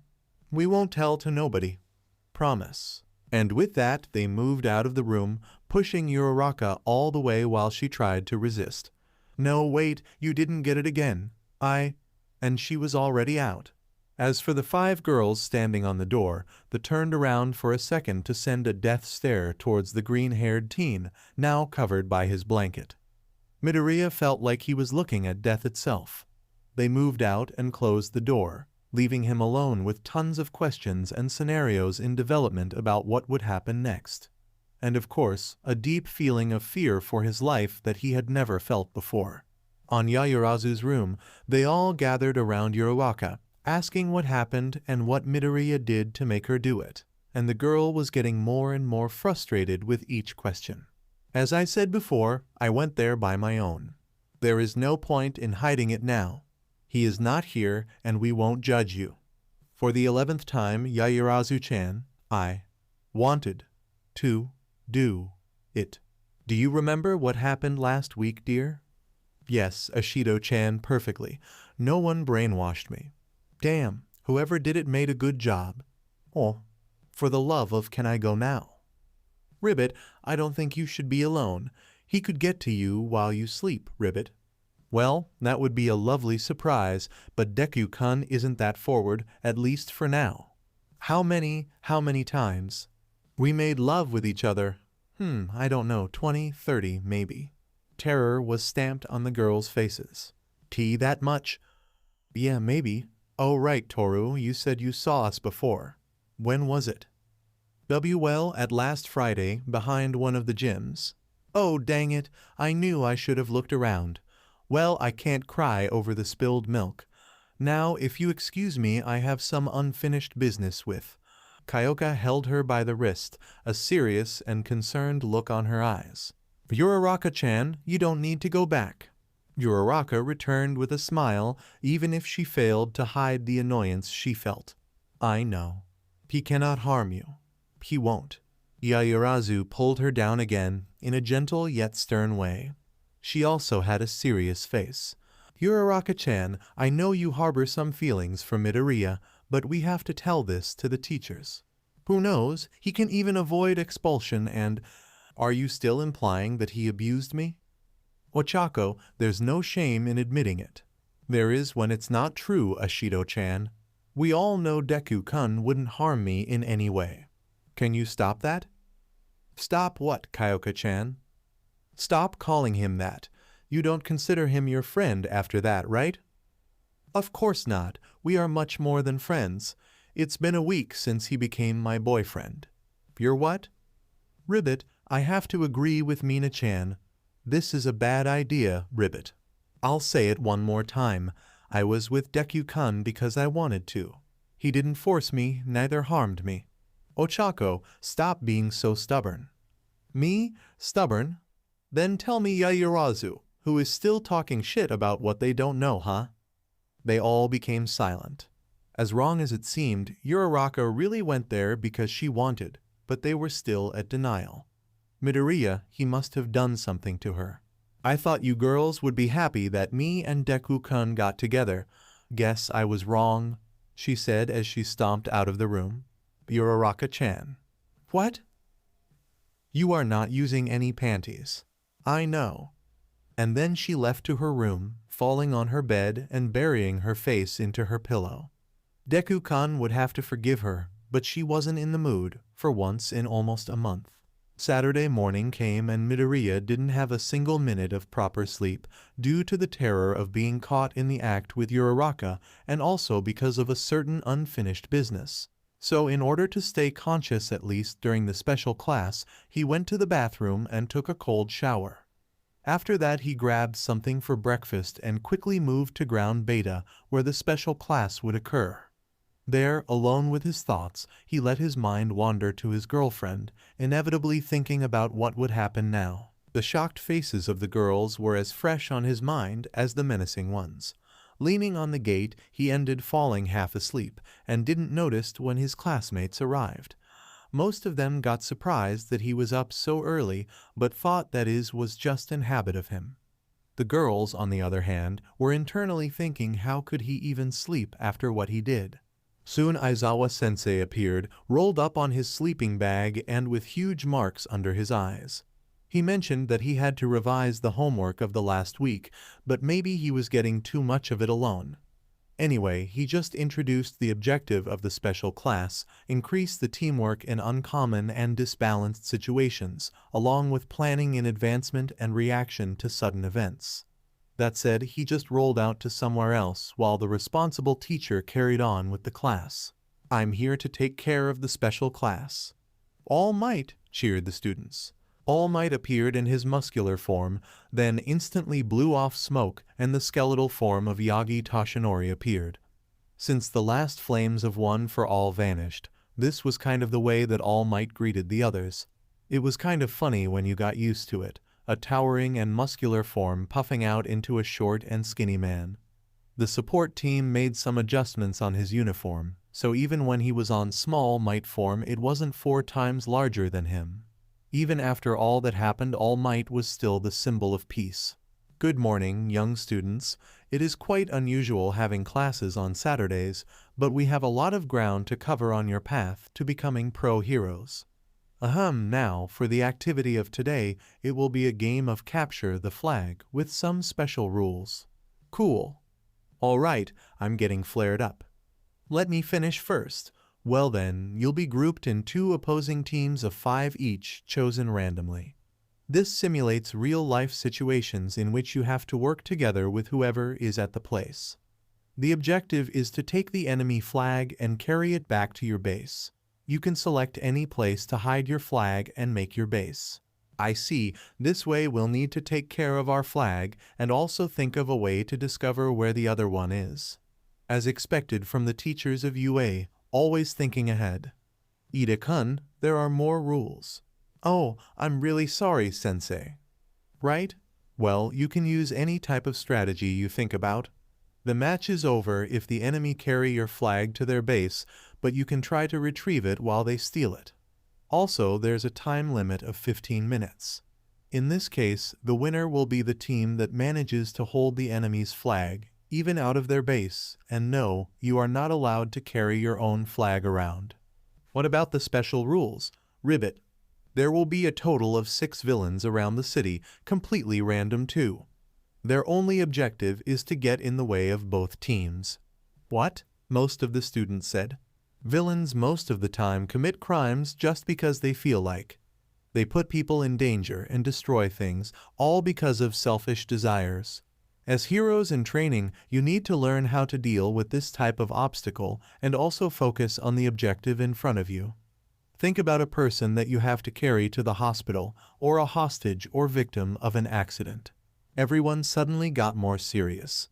There was this thing about All Might that, even on his Small Might form, he inspired the others to do what was right, exceed the expectations, go beyond. The symbol of peace was really indestructible in that way. They passed to sorting out the teams, and the first one was Yaoyorozu Momo, Hagakure Toru, Shiro Hanta, Shoji Mizo, and Midoriya Izuku. The second team, Kaminari Denki, Kirishima Ojiro, Asui Tsuyu, Ashido Mina, and Sato Rikido. The villain of this round, Todoroki Shoto, Ojiro Mashurao, Maita Minoru, Jiro Kyoka, Ayama Yuga, and Bakugo Katsuki. The two teams got into ground beta by different ways while the villains scattered around. The remaining students and All Might went to the monitoring room. Turning on the speakers, he said, "You have 15 minutes. Game start." The horn soared, and immediately the teams started to make their moves. Team A.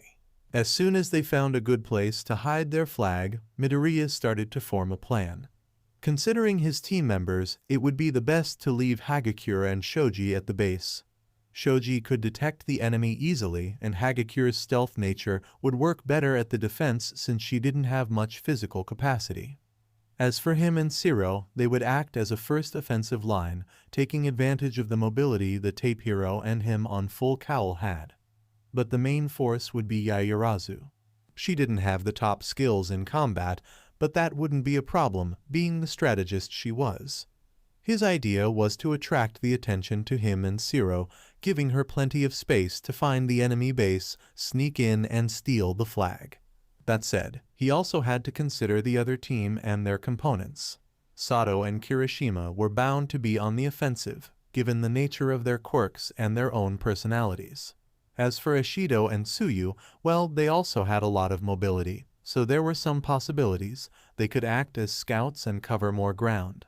They could also split and form two equal teams combining strength and agility, but Midoriya bet that they would just run in together while Kaminari's area of effect quirk acted as a defensive measure. That said, there were also the team of villains, but since they could run into any of them at any time, he didn't bother to plan anything now. The Greenette shared his thoughts with the team, and his mates pretty much agreed with everything. But he expected Yaoyorozu to add some details, or at least make a comment on their strategy, but the girl seemed to be determined in ignoring him. Hagakure herself kept quite a distance while they were inside the building they chose to hide the flag. Shiro and Midoriya were now moving across the city using the roofs to gain view of the area and possibly drag some attention to them. They were doing well and the plan seemed to be working, but maybe too well. All of a sudden, a sparkling beam of light crossed the air and cut Shiro's tape while he was in midair, resulting in him falling and rolling on the rooftop of a building. Midoriya saw that and instantly jumped back to help his partner, but almost got caught in a huge explosion, barely dodging it with a flip while in the air. He ran to Shiro and helped him up, then moving quickly to under a water tank. They then heard footsteps and a very known voice. "I'll make something clear for you, Deku. You are not going to get past this point," said Bakugo as small explosions formed into his hand, his face menacing and with a toothed grin. "Man, that's really bad." Facing Bakugo right in the start, it couldn't be worse. Shiro was about to jump out of the hideout, but Midoriya held him. "Not yet. Somewhere on the right buildings, Aoyama is watching us. He will cut your tapes before you can escape." "Then what will we do?" I'll think of something." Team B. Once they found a good place to hide the flag, Team B left to pursue the enemy flag while Kaminari stood at guard, just like Midoriya had predicted. In their heads, having Todoroki and Bakugo as villains was a major problem, enough to discard the idea of going alone. It could be a little bit slower, but they wouldn't find much difficulty to get past obstacles, a single and powerful offensive, going straight for the objective. Kirishima wisely added that Midoriya would have predicted that, and that they should end it as soon as possible. The team agreed with the redhead, mainly Mina and Tsuyu, but for other reasons. They didn't want to cross paths with the boy right now.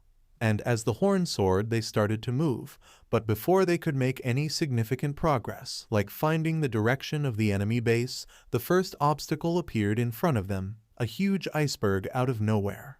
This was a very bad sign. On top of the cold mountain sitted the half-cold, half-hot teen Todoroki Shoto with an amused face.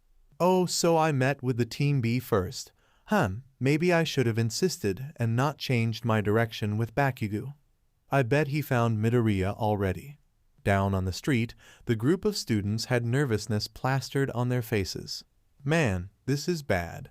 "Don't worry, Ashido. All we have to do is get past him." "Easier said than done, Kirishima-kun. A true man never quits a challenge." "Except that we are girls, Ribbit. What matters is what is in your heart." Hey, you are not going to just ignore me, right?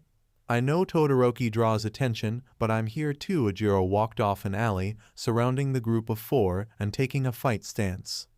Now I have to work hard or else he will get the spotlight alone. Standing back to back, Team B found themselves in a pinch pretty soon. What should we do now? I don't know, Sato-kun. We have think of something. Team Yaoyorozu. She quietly moved around the streets and alleys, looking around every corner before sprinting to the next cover. Yaoyorozu even created pair of binoculars to find the hideout from the distance, and she planted tripwires with small rattles as she passed by to prevent a surprise attack from behind. As much as she hated to admit it right now, Midoriya was very ingenious when it came to analyzing the present situation and planning in advance. It didn't pass 2 minutes, and she heard a loud explosion far away, coming from the direction the boys went to. In sequence, she saw with the binoculars a huge iceberg forming. Now she had a lead to the enemy base, but going straight to that way would be counterproductive, as there was a great chance of running into more villains or Team B. With that in mind, Yaoyorozu decided to make a small detour, but now she could move faster since she knew where she had to go. Sprinting across the street, she reached a large garage and entered it. Crossing it would be enough to avoid everyone and in a short time. The place was very dark and had lots of crates everywhere like a maze. She created a small candle since it was easier than an electric lantern and walked in the maze until she felt something attached to her ankle. Bringing the candle near it, her pupils shrunk as she realized what it was. A small purple sphere glued to her, and she knew pretty well where it came from, worse, from who it came from. And just like that she heard an ominous laugh echo in the place. Ha ha ha ha ha, welcome to my web, little ladybug.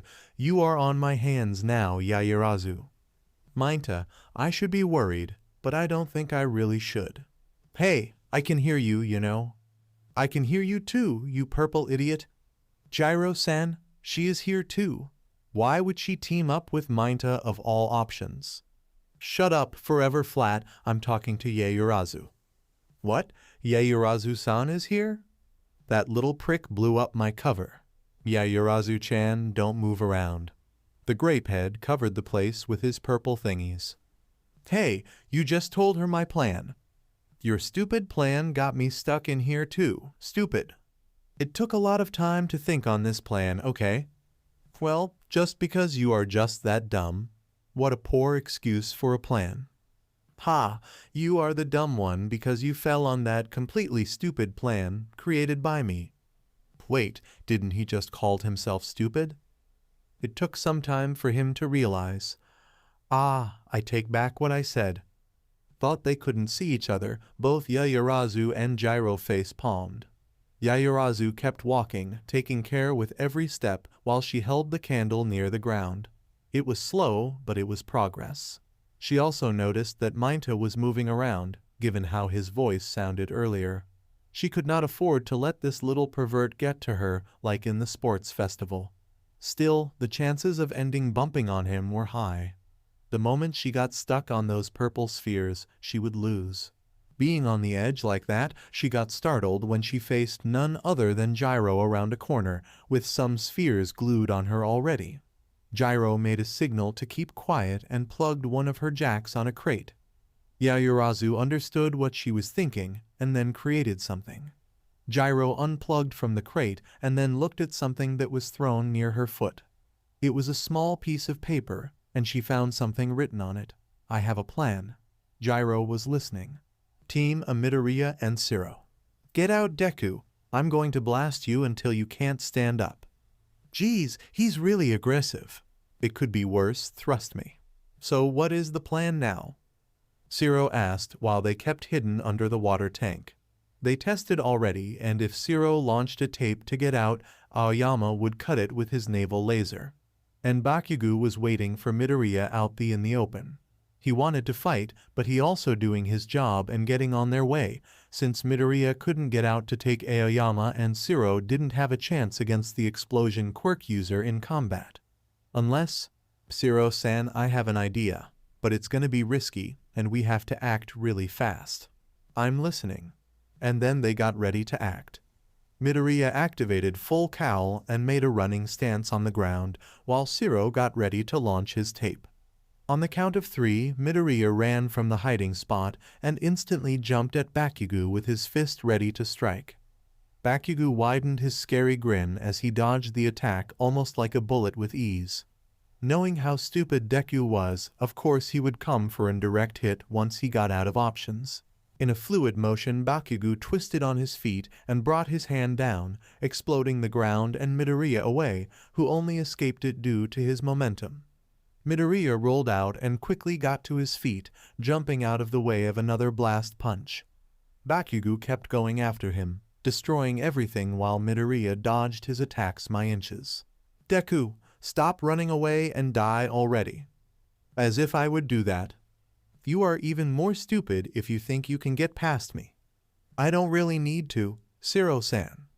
At that moment Midoriya faked a jump to the side, instead closing the gap between him and Bakugo.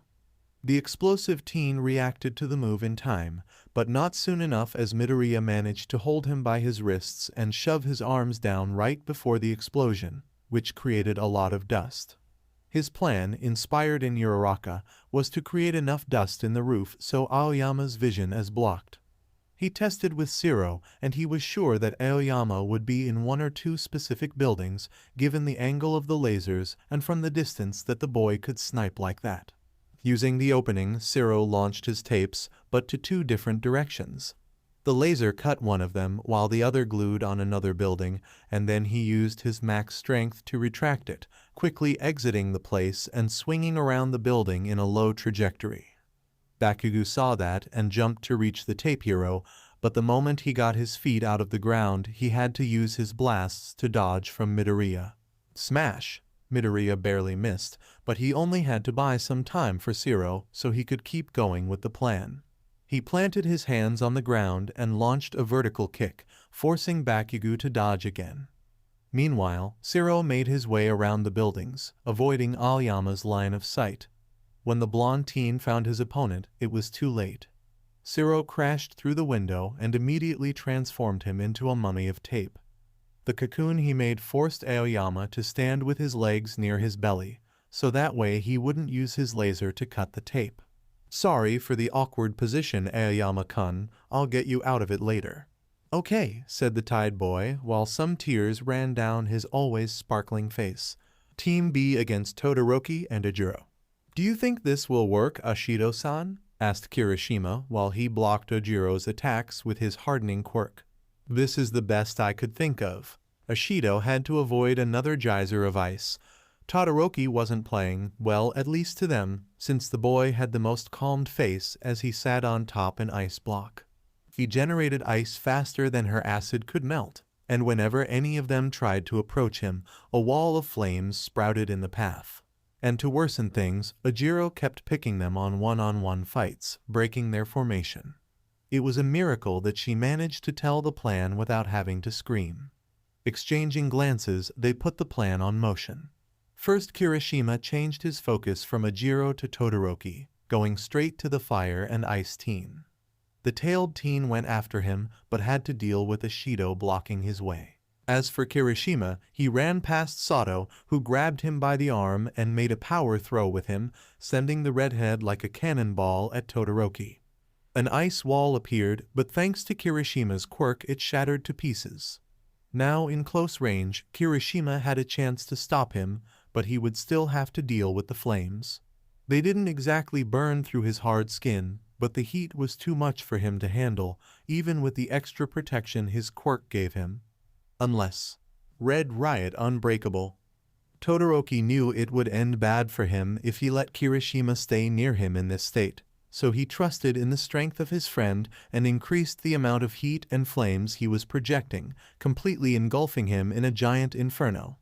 But what he didn't expect was to Kirishima to bust out of the flames, his arms stretched for behind, preparing a powerful blow. If he didn't react it on time and created an ice pillar in between them, he would fly much more than a few meters. Kirishima's punch completely broke through the ice and hit Todoroki, thought with much less force than he intended.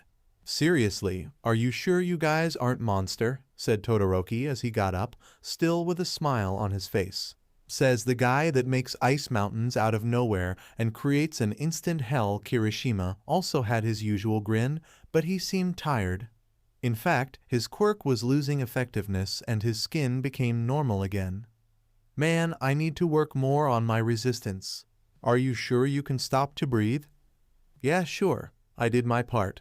As he said that the glacier Todoroki created first when he appeared shaked.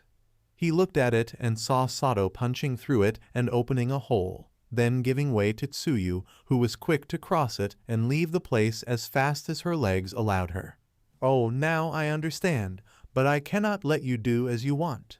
You have to face me now. Sato ran to Todoroki with his fists ready to punch him, but he reacted quickly by creating another ice wall, but this one was thinner than the last he made. Hey, you seem to be running out of ice, Todoroki-sen. And what about you, Sato? How many sugar bars have you eaten already? Who knows, Tie? Meanwhile, Ashido was still holding Ojiro. She was happy that her plan worked out. Tsuyu was one of the fastest around and had problems with both the flames and ice of Todoroki, so she had to get out of here first. But for that they would have to distract Todoroki so Sato could break the barrier and keep Ojiro away at the same time. Luckily for her, Ashido was very athletic, and while it didn't exactly compare to his martial arts skills, she was handling him pretty well. The main deal was his tail. Since she couldn't hope to win in power, she wanted to take him down by throwing him out of balance using his own strength, but that damn tail was very useful, and Ojiro refused to meet the floor. Not only that, that tail was also very unpredictable and dangerous. And then another idea popped on her mind. She started to run around him, rather skidding with her acid, barely avoiding the blonde teen's attacks. Oi, Ashido-san, stay put, will you? I won't hit too hard, he teased. Not gonna happen, mate. I plan to win this. As she said that, she launched some drops of acid at Ojiro, who used his tail to jump high and avoid it. You have to do better than that if you want to stop me. Ha! I already got you where I wanted. When Ojiro landed, he understood what she meant. The floor was covered in a viscous liquid, and he fell right before he landed. His tail was useless as a counterweight if he couldn't keep his feet firmly on the ground. He kept slipping on the slime until he felt a sudden weight over him. Ashido had melted a lamp post at the base, making it fall over him. It wasn't very heavy, but without a proper place to firm his hands and feet, he wasn't going anywhere. Well, that was unexpected. Don't worry, I'll get you out of it later. As she said that, something went flying above her head. Some minutes before, Siro reached the place and saw the confusion. He didn't understand what was really happening, but he knew that getting involved in it was a bad idea. He had to get past them without letting them a chance to catch him, so he launched tape on the buildings and took some steps back, making an inhuman slingshot. As the tension on the tape reached the maximum, he jumped up and retracted, flying at high speeds over Team B and villains, much to Ashido's surprise. Oh no, you are not getting away. The pink-skinned girl ran after him, changing to slide with her acid to try and catch up with him. Todoroki thought about going after them, but he was forced to stay as Sato was now throwing ice blocks at him. He could melt them with his flames, but he knew that the objective was to hold him in place. TSC, I should have ended it sooner, huh? Team Yaoyorozu. Mineta, when I find you, you are going to get a beat like you never seen before.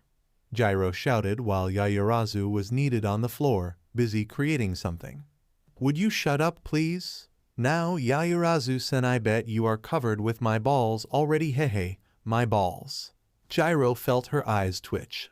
She was beyond angry, and the purple annoyance kept with that little game of him. She was also angry with herself because she ended stuck in here. The game started, and she just wandered through the place, sure that she would end crossing someone's path. She had decided to use this area in specific because the buildings were closer to each other, and she could use her quirk to detect people nearby, but she entered this garage, and when she noticed there were 3 purple spheres stuck on her clothes. So that was what the tiny pervert was doing. Listen up, you midget, you are going to have a bad time, trust me. Huh? What was that? I cannot hear you under your flat chest. That doesn't make any sense, stupid, she shouted while plugging one of her jacks on a crate. It doesn't have to make sense because you are flat. I'm gonna kill him, I'm sure. As tempting as it sounds, we cannot do that. I know, Yaoyorozu-chan. You ready? Ready. Now we need to find the grapehead. Leave that to me, he keeps running his mouth non-stop. With that, they started to move, careful to avoid the traps Mineta laid around. Every 10 steps Ojiro used her quirk to locate the little pervert. How can be so many of those things? As soon as we entered ground beta, he ran away. Guess he found this place and kept throwing those things around. Yeah, sure, but there was a limit, right? Ha, and for what do you think my training was? Let me tell you that my limit go doubled, no triplicated. He's making this up, right? Of course, Ojiro-chan. Hey, I mean it. How many balls do you think are around? Don't know, don't care. All I know is that soon you'll be seeing stars. All talk and no chest. I kind of feel sorry for you sometimes. Keep talking, you won't see what hit you. Like you could do anything. Even if Yaoyorozu helped you, there's no way you could find me. Oh, is that so? Of course, Yaoyorozu. I mean, it's not like she can see anything in here, and I don't need to see when you can't keep your mouth shut for a damn minute. Mineta felt a chill run down his spine as he looked up, the heads of Ojiro and Yaoyorozu hovering over him. It could be the lack of light, but their faces were pretty scary right now. Well look, I'm sorry I made such a silly trap. I didn't have any hidden intentions behind it or anything. Ojiro cracked her knuckles while Yaoyorozu snapped what seemed to be a belt. She also had some kind of clothing on her hand. Mineta gulped. He knew he was screwed. And so, the grape-head boy ended with a dizzy head, his ears ringing a bit, tied on a straight jacket upside down, and with additional restraints in the form of leather belts tightly wrapped around his small body. And just because he talked shit a lot, he also earned a belt over his mouth. Small tears of regret fell from his eyes, not from having this idea, but from wasting a justificable chance to grope Yaoyorozu. Outside the garage, the two girls let out a tired sigh of relief. Yaoyorozu took some steps back while she created a staff and took a fight stance, leaving Ojiro with a confused face. Huh? What are you doing? Well, you are on the whole a villain, right? Oh, that. Well, All Might said that villains do what they want, and I'm not in the mood for that right now, so let's just say you won, okay? What, really? Yeah. Look, I have some things on my head right now, if you know what I'm talking about. Oh, that, if it helps, I don't think he will be coming over here. Oh, that's nice. Well, you should be going. One thing, don't take the main road, Todoroki is near this place. Thanks, see you later. And while Yaoyorozu resumed her task, Ojiro found a place to just lay down, the two of them with a certain green-haired boy on their heads. Team Midoriya. Bakugo was mad. He was sure because whenever he got that way his left eye twitched and he kept grinding his teeth. Seriously, one day he would shatter his own teeth, Midoriya always warned him. So you want to take a beat so much, huh? I don't plan to take that option. So, in other words, you are saying that you plan to win. Yes, Kachin. I'll make you know your place. A huge blast propelled Bakugo forward, and a second one made him spin in the air, dealing a great impact on the ground as he missed Midoriya by inches. He kept after him, throwing explosive punches that barely missed the green-haired boy. Midoriya was clearly on the defensive, which only made Bakugo even angrier. Did he think he could win by just running away? Well, running away was what Deku did because he was Deku. Still, that pissed Bakugo off. Deku should just give up and lay dead on the floor. Deku, are you playing with me? As if I had time for that. Midoriya made a fake step and closed in to Bakugo while he threw a punch. Like it would work twice. I know that. Midoriya dived under Bakugo, dodging another blast. He planted his hands on the ground and used his shoot style to kick Bakugo on his side. Though a strong blow, Bakugo managed to hold it, maybe by sheer rage, and grabbed Midoriya's leg, spinning him and slamming the boy on the floor. Midoriya got up a bit dizzy and Bakugo held him on an arm lock, threatening to explode him on point blank. "Give up, Deku, and maybe I'll let you get out with just scorches. You should know that by now, Kachin, giving up is not an option." Midoriya jumped up with full cowl, getting both of them high. Then, using his free arm, he got a hold on Bakugo's shirt and twisted them in the air. Oklahoma smash. The force of the spin sent Bakugo flying away, crashing on another building while Midoriya landed. With that, the quirk inheritor gave a last glance at his rival before dashing away. He spent more time than he intended in here, so he had to get back to the plan quickly. He ran and jumped through the rooftops, looking around to see if he could find Zero, but he ended spotting someone else, Asui. He didn't think that Team B would split in individual lines. That said, and given the distance she traveled, something must have happened to Team B similar to him and Zero. So somewhere else Team B and/or his teammates could be facing the other villains, Todoroki being the first to come to his mind. He had to decide between go after them for support or prevent Asui from finding their hideout.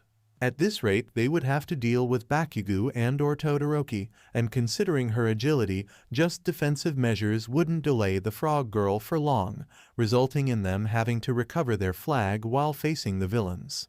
By estimative, Yaoyorozu should be near the enemy base, and if luck was at his side, Zero wouldn't be far behind. That said, the members of Team B that could handle the half-cold, half-hot teen were Kirishima and Sato, and Tsuyu was right here, leaving Kaminari on the base and Ashido as an unknown variable. Making a detour could help Midoriya to lose Bakugo for longer. Alright then. Tsuyu was running, or jumping, as fast as she could. She saw Zero moving through the building not a minute ago, and used the direction he came as a reference to the location of the enemy base. Judging by the way he was going, she decided that speed was more important than discretion right now. But she ended regretting it as a figure covered in sparks bounced from wall to wall, skidding to a halt in front of her. A frown formed on her face, in a way she didn't manage to hide. From all people to appear. "Sorry, Tsuyu-san, I won't let you go past here." She just stood there, unmoving. No, not completely. She was shaking a little bit, her head down and her hands balled in tight fists. Something was off with her. "Why you?" Tsuyu-san, I didn't hear what you—" "Why it had to be you?" She looked up and Midoriya was shocked as he was confronted with an expression he had never saw at his friend's face. Complete anger. "Tsuyu-san, what's wrong?" "Don't call me that way." He knew why she was that way. He ignored until now, but it was clear that all the girls were acting differently around him. Of course they would, after what happened. But he wanted to believe that this would get resolved itself with time, or at least that it wouldn't influence on their cooperation as heroes in training. Guess he was wrong. Who he was kidding. What happened couldn't just be ignored like that, but still Midoriya had hope that his friends would forgive him, eventually. "Asui-san, I don't think this is the best moment or place to discuss this." "You are right, but I cannot help it, Ribbit. I want to punch you in your face too bad." "Ribbit, Ochako-chan, what did you do to her?" I said before, it isn't like that." "What did you do to her?" Midoriya stepped back by instinct. Asui wasn't exactly a powerhouse, but she was pretty scary right now. And to make things even more fun, he was fully aware that he couldn't use his maximum strength like in fight with Bakugo, but holding back would lead him to a bad end. Midoriya had to decide quick what course of action take, because Asui was already on the attack, running around him and searching for an opening. It was probably too late to run now, because she would be after him anyway, plus, if he managed to get through the anger, it was an opportunity to clarify his relationship with Uraraka, maybe.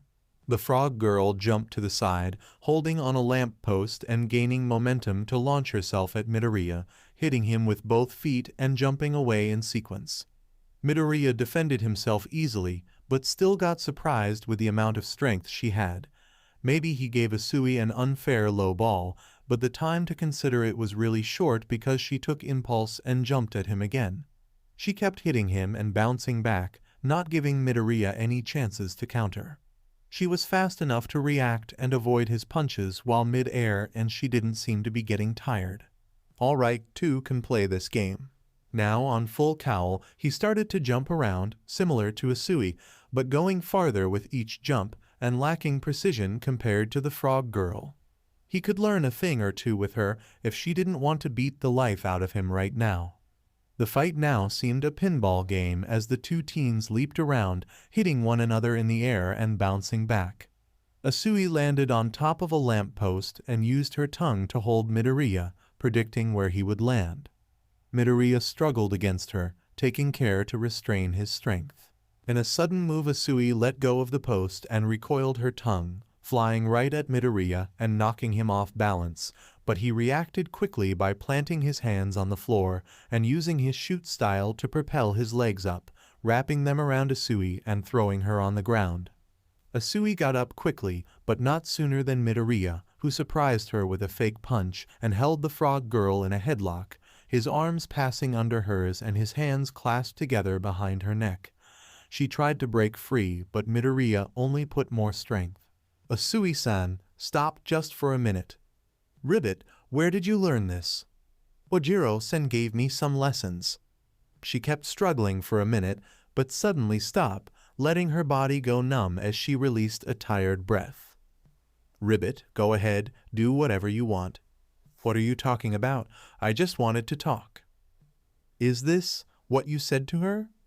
Asui-san, you know I would never do something like this with your Uraraka. Trust me, I didn't force neither harm her. Midoriya, you had to see it. You had to see the look on her face, Ribbit. It was like she was another person. I know she looks kinda different, but she's still the same, and so do I. Forgive me if I'm skeptic about it. So, will you take me too? WW what? I didn't even think about that. It seems fit for your liking. Am I wrong? Defenseless girls depending on you? Is this what you think of me and your Uraraka? He never heard the answer because on the next second a loud sound blast hit him and Asui. He let go of Asui to cover his ears and ended receiving a kick on his stomach. The sound ceased, and when his head stopped ringing, he saw Ojiro helping Asui to get up. Ojiro-sen? Are you all right, Tsuyu-chan? Did he do something? I'm all right, but I'll feel better. She glared up at Midoriya. When I hit him straight in the face. Not only Asui, but Ojiro too looked ready to kill, and Midoriya was the target. Shit, I already lost too much time, and I didn't even got to explain anything. It seems that everything got worse. I have to leave now. Ojiro-san will be hard to deal with. Deciding to flee instead of fight, Midoriya activated full cowl and dashed away. Ojiro and Asui went after him, completely ignoring the objective of the training. Team B Sato vs Todoroki. He should stop taking easy on his classmates. No one in Class 1 was playing around. Sato kept throwing ice blocks and other heavy objects at Todoroki, who had to either dodge or use his flames, but he was starting to get tired of it, mentally and physically. He didn't know that Sato's sugar rush had an increase in duration. Not only that, was in the start of the year, Sato would be snoozing already, but the buff teen was surprisingly focused on what he was doing.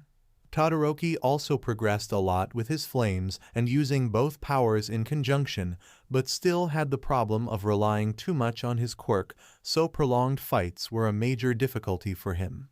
He felt the strain on his body, his ice side with the extremities feeling cold and his fire side aching like light sunburns. It is pretty fun, I have to say, but I should end this now. Still acting cool, huh? I guess that suits you. Sato picked up another ice block and tossed it at Todoroki, who launched flames and instantly melted the ice into a cloud. But then from the cloud came a piece of metal that Todoroki found to be a street sign swung by Sato. Todoroki created an ice pillar, but it didn't came up fast enough, so it only reduced the damage. Sato went after him while he bent the street sign in the form of an U. He thought that Todoroki was weak enough to be held in place for some moments, and that would be the end of his part. Kirishima used his quirk as much as he could until he ran out of stamina. Right now the redhead was resting inside a building. Todoroki was getting up, breathing heavily from the hit to his side. Sato towered over him, ready to bind the teen on the ground, a smirk on his face once the thought of defeating the prodigy Todoroki Shoto crossed his mind. That smirk faded into a confused face, and then complete surprise when he got stuck into an ice pillar. Huh? How? I thought that you were out of ice? Well, I have some problems with relying on my quirk so much. One way to get around is always having a little bit saved. Ah, I thought I would get to act cool defeating you. Don't worry, I'm practically out of the game. This ice you won't break so easy. Still, it's freaking cold here. I'm feeling kinda tired. Huh? Hibernation? While Todoroki checked the heartbeats of his asleep classmate, a blur passed by above his head, a glimpse of green telling the white and red-haired boy who it was. And right after Midoriya, seeming rather frustrated, or maybe angered, came Ojiro and Asui, obviously pursuing him. Being quite worn out, Todoroki didn't bother to stop them or ask, neither go after them or Midoriya, thought the last one sounded tempting. He just let himself slide to the ground on the ice block Sato was stuck in. A couple more minutes and he would melt the ice. Team Asiro vs Team B Ashido. The tape hero had spotted the pink girl that was after him. He had to admit he was impressed that she managed to keep up with him. Now to discover where the base was. He swung himself up, reaching the rooftops and getting out of Ashido's view. As for the pink-skinned girl in the street, she skidded to a halt. TSC. Lost him. But he doesn't seem to know where the base is. Still, he's kinda close, better warn Kaminari. She then ran through an alley and entered a tall building by the back door, oblivious to the observer after her. From the rooftop, Zero had his eyes on her since he got there. He also saw someone else from there, none other than Yaoyorozu. He quickly jumped down and made his way to her, telling what he had seen.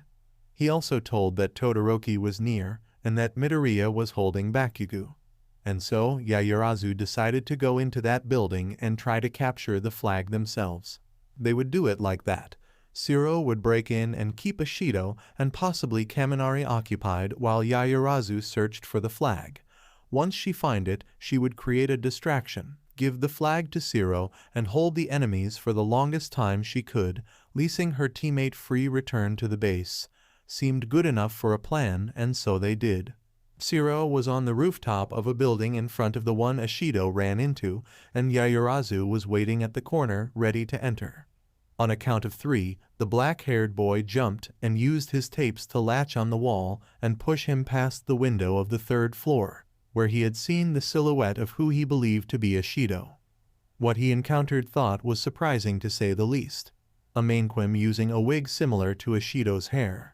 And then, from the shadows, the real deal came out in a flip, like a gymnast, and kicked Zero, making him fall on the ground. The wooden floor broke under his weight, and so did the other floors until he ended on the underground garage. Ashido used her acid to weaken the structure in some points, creating a trap. Zero was dizzy but still able to keep going, but he didn't have much time to recover because a bolt of electricity coming from the ground almost got him. Hey Zero-san, what took you so long? Kaminari? So if you're here then this must be the base. Ha! Think again, buddy, we hid it in another place. Kaminari, don't tell him that. Ashido just got through the stairs and ran directly to Kaminari to give him a slap behind his head, then ran again to cut Zero's escape routes. Give up, man, you are not going anywhere and you are outnumbered. Zero was desperate, looking back and forth while searching for an opening, and he looked up the hole he fell into, gaining a smirk on his face after that. I think you don't know to count, Kaminari. Who said I was alone? Smash. The ceiling above Kaminari revealed Midoriya, his fist breaking through the concrete. Moments ago, Yaoyorozu, who had heard Kaminari talking out loud about the hideout, spotted Midoriya running and called for him, giving the boy a quick explanation of their plan. He quickly understood and prepared to enter on another fight. Now on the underground, Midoriya jumped at Kaminari, grabbing him and tossing the blonde away, while Shiro tried to immobilize Ashido, but her acid was melting his tape. Midoriya, change. Right. The one for all user jumped at one of the walls and then leapt at Ashido. Acid Veil. Ashido used her special move and created a wall of acid, but she didn't count with Midoriya's next move. 5% Delaware Smash. The strong wind created by the flick of his finger made the acid wall be blown away, and some ended falling over Ashido. The acid wasn't strong enough to hurt, it only stinged a bit, but could melt clothes with some ease, and it did in the worst way. Ashido's pants melted near her abs, revealing a light pink underwear with small red ribbons on the sides. Both of them froze in place, their eyes never leaving the pink-colored piece. When Midoriya broke the ceiling, he ended breaking some pipes too, so there was some water around. Shiro was winning over Kaminari easily because his tape could isolate most of the discharges Kaminari threw at him. Using a tactic suggested by Midoriya, Shiro jumped around Kaminari, dodging his attacks with ease and throwing some tape here and there, but never hitting him. He had to say that the blonde had some skills, but not enough to get him. "Are you going to keep running around? This ain't funny at all, Shiro." "You're already dead, man. Hee hee, I always wanted to say that." Shiro pulled one of his tapes, starting some kind of chain reaction that pulled all the others, wrapping the electric teen in a cocoon of tape. "Spider Trap. What do you think about this name?" "Sounds nice, but it needs to be more flashy." "Like what?" "Oh, something like indiscriminate discharge." Kaminari let out his max output, sending electricity through the ground. Shiro had one of his feet on a puddle of water, and before he could jump away he received the charge, being electrocuted and fainting after, small trails of smoke leaving his uniform and a light smell of burnt tape in the air. As for Kaminari, as expected, his brain went into short circuit, and he just stood there wrapped in tape and with the dumbest face ever. Back to Midoriya and Ashido, still staring at the former's underwear. Midoriya was the first to react. I'm sorry, Ashido. I didn't wanted that to happen." Midoriya, Panties showing off or not, she went after him like a lioness hunting a gazelle, her hands covered in acid. Midoriya's eyes went big like two dishes, jumping back and barely avoiding being burned by the acid girl. "Bro, I can't believe you did this. Idiot, pervert, enemy of all women." Ashido, it wasn't on purpose." "Like what you did with your Uraraka. That was an accident too." "No, that was different, oof." Midoriya just received a kick from behind that sent him flying at a column. Tsuyu and Ojiro had just arrived. He barely got up, a kunai got stuck near his head, completely scaring the boy. He looked up, kind of knowing where that came from, and found Yaoyorozu glaring at him from the hole on the floor above, already creating more dangerous objects. She must have seen the scene from the upper floor since she was the one that gave Shiro a signal. He never thought that he would be afraid of hearing his own name. Midoriya, neither that amount of menacing auras together. I'm sorry. Let's go back some minutes back in time. More precisely to when Todoroki and Sato were fighting. Like Sato said, he was keeping Todoroki occupied, and with that opportunity, Kirishima started to run as soon as his body recovered some energy. He probably couldn't use his quirk normally, but he was still able to move. As he ran around the streets, he heard the sound of explosions in the distance. Bakugo. Soon he met with the explosive teen, who ran to him and grabbed his uniform while shouting, "Hard head, where's Deku?" "Midoriya? I didn't see him, but I bet he's probably reaching our base by now." "Where's it at?" "Huh? The base, where?" "This way, the small store in the middle of two tall garages." Bakugo let go of him and ran into the direction Kirishima pointed, but before he left, he called Kirishima. "Hard head, there." "Huh? What?" "Are you stupid? The flag is there." Bakugo pointed the direction and Kirishima saw a column of smoke not too far away. "Make sure you get it. shitty Deku won't win nothing today. He said that and took off using his explosions to propel himself. Huh, so this is your way to help. All right, can't throw that favor in the trash. Kirishima followed the smoke, and when he got closer, he couldn't help but feel a little bit nervous.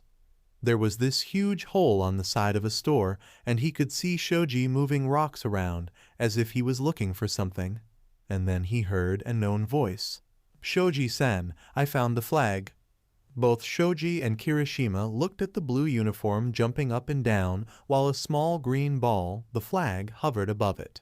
At that moment Shoji noticed Kirishima, and they changed a glance before the 6M's teen turned back to his invisible teammate. Hagakure, get out of here. Ie? She also saw Kirishima already running after her. Shoji stood on the redhead's way to buy Hagakure sometime. Going somewhere? Yeah, I have a flag to capture and a game to win, so I have to go now. Only over me, buddy. Sure, that's how a man do things.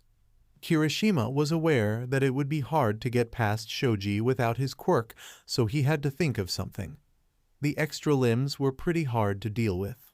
Shoji was also kinda tired. Out of nowhere Bakugo appeared, blasting everything and shouting Midoriya's name and a selection of foul words, most of them referencing the green-haired boy. The flag got lost in the middle of the rubble, and he shielded Hagakure from a secondary explosion caused by a small gas cylinder. The explosive teen just left then after not finding Midoriya. They had to change the location of the hideout because it was practically no more, but first they had to find the flag. And right when Hagakure found it, Kirishima found them. They were in a stall, exchanging some punches here and there, but without a sign of making the other back off. It was at that moment that Kirishima decided to try something different.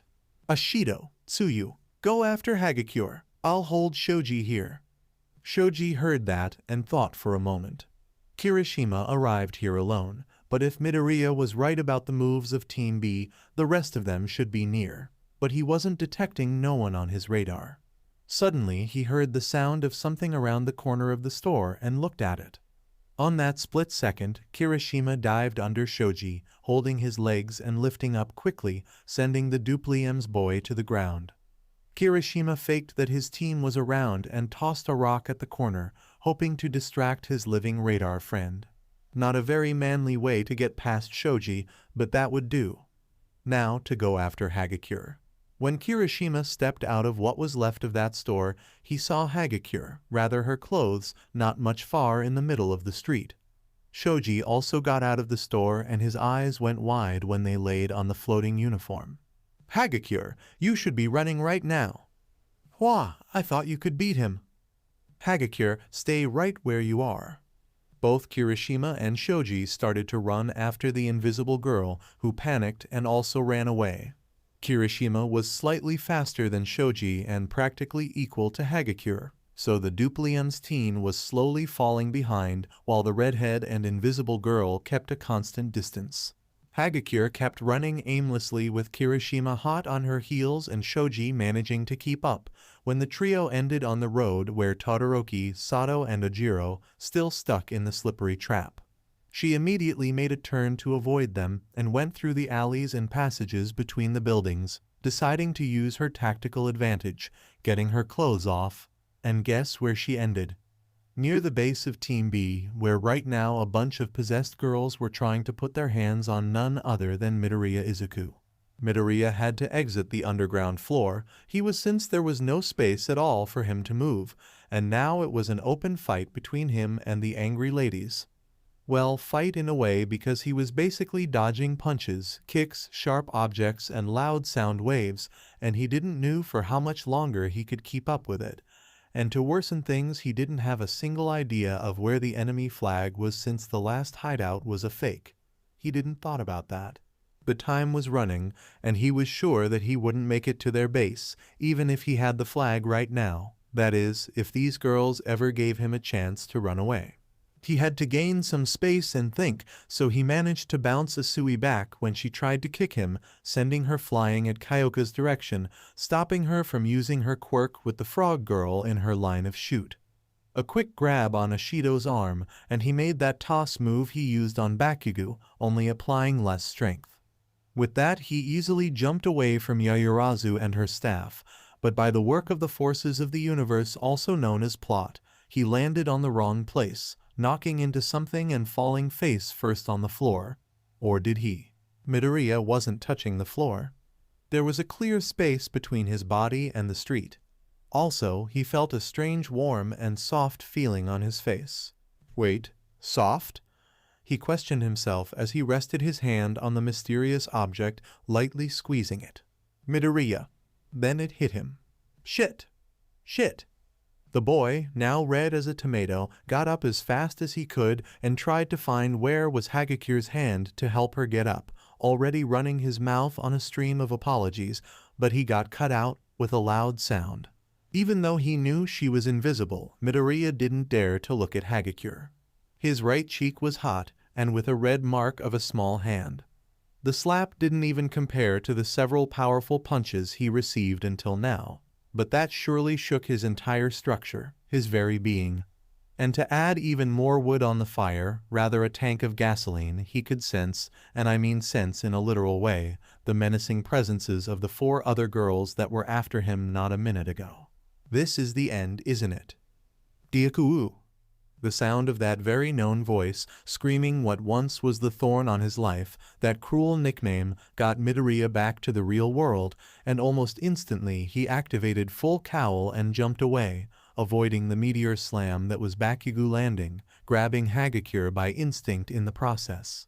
He earned another loud slap, now on the left side of his face, while the invisible girl flailed on his arms to get away from him.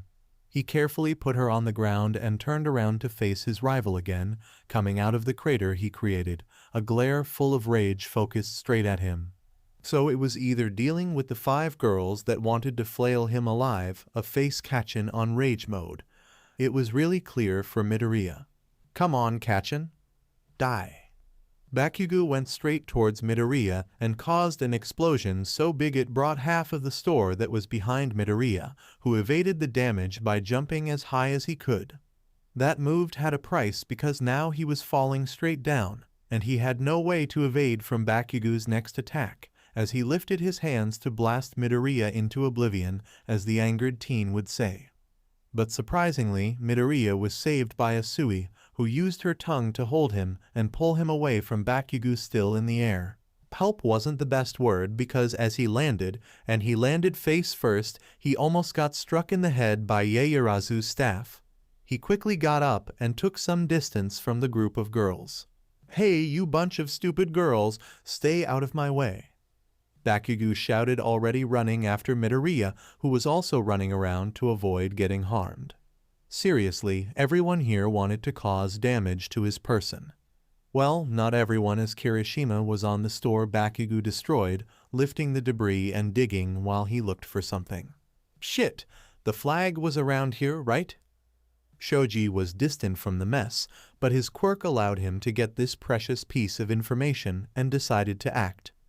Once Kirishima found the flag, Shoji snuck up behind him and grabbed him by his legs, flipping the redhead over and catching the enemy flag. Shit, using my own trick? And? Midoriya, I got it. Shoji-san. Where you are looking at, Deku? This time Midoriya received a direct hit that sent him flying onto a mailbox, completely crushing it. Bakugo Rocket jumped while he was in the air and gave him one of his explosive punches, but he wasn't done yet. Bakugo was ready to launch a true inferno blast towards the recovering Midoriya, and he would have knocked the green-haired boy out cold if it wasn't for Shoji holding his arms up, making the attack miss. Midoriya, catch this. Shoji created an extra hand and passed the flag to Midoriya, who somehow managed to grab it and run away, understanding what Shoji had in mind.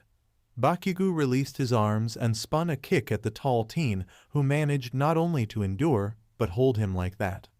Kirishima was already up and running after Midoriya when he spotted the team of flag floating near Ashido and Asui. Ashido, Tsuyu, get the flag. We win if we bring it to the base. They didn't listen, going after Midoriya, who activated full cowl once more, wincing as his body ached from the blows he received. No, the other one, in Hagakure's hand. Usui barely missed rapping Midoriya with her tongue as he jumped in the last second. Bakugo freed himself and Rocket jumped at the green-haired teen ready blast him. Kirishima was about to reach Hagakure, and then the horn finally sounded. Game set, Team A wins by having the enemy flag at the end of the time. Kirishima even tripped over and fell on the ground. So close. Bakugo landed and immediately started to shout to the air as usual. Midoriya stopped running and released a tired breath. Finally some peace not. Poor Midoriya received a tackle from behind that brought him to the ground, and after that a pile of girls formed on his back, every single one of them wanting to tear his limbs apart as they held him. He had to resort to his quirk once again to get up and move, very very slowly. It took Kirishima, Shoji, slightly burnt Siro and Todoroki to free the boy from the grasp of his pursuers. By now Midoriya had scratches and bruises all over his body, but his bones were intact, so that kind of counted as a minor damage. The reason for All Might not doing a single thing once things went haywire was because he had to leave and take a medicine that helped him to not cough blood all the time, but he forgot it at the teacher's room. Instead, Tokoyami, Ida, Uraraka and Koji stood there, watching the fights and the hunt at the end of the game, too shocked to say anything.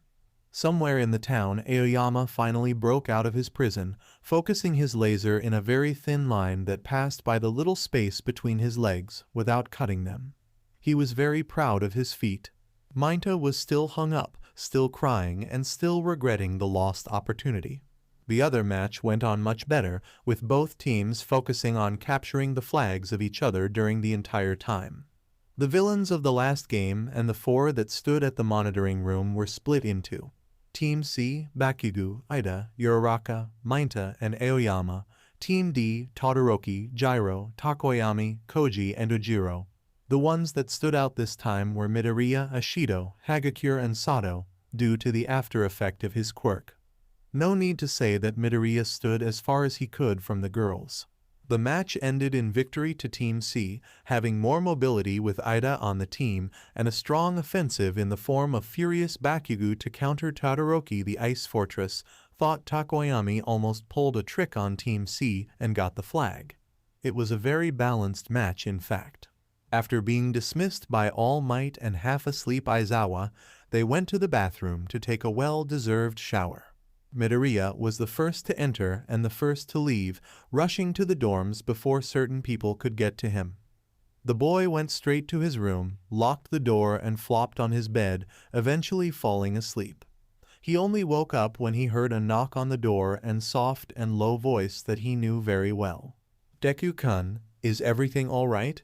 You have been in your room since the special class ended." How much time he had been sleeping. It felt that it was just minutes, half an hour at the best. He slowly got up and walked to the door, hesitated for a bit, and then unlocked and opened it, giving view of Uraraka, who had worried eyes and a small smile on her face. "Can I come in?" "Oh, sure." He opened the door more and moved so she could enter. She sat on his bed as he closed the door and then sat at her side, keeping at least the distance of an arm between them. The brunette pouted a bit because of this, but let that slide, getting just a little closer to her boyfriend. "Beyond how long I have been sleeping." "Well, it's already dark outside, and you lost lunch and dinner." "Oh man, I didn't plan to drop dead like that," Midoriya said as he looked outside, the moon already high in the sky. "I thought you would feel hungry, so I saved some for you. Here, we had meat and potato stew today." She handed him a small box wrapped in a pink tissue. Midoriya untied it and opened the box, revealing the stew and a big portion of rice, still letting out some vapor. "It's still warm." "Well, actually, I heated it again on the microwave. Hope you don't mind." His belly made a deep and loud noise. That soon led to a small laugh between the two and a big blush on Midoriya's face. "Not at all, hehe." Midoriya ate quietly, enjoying the food Uraraka brought to him.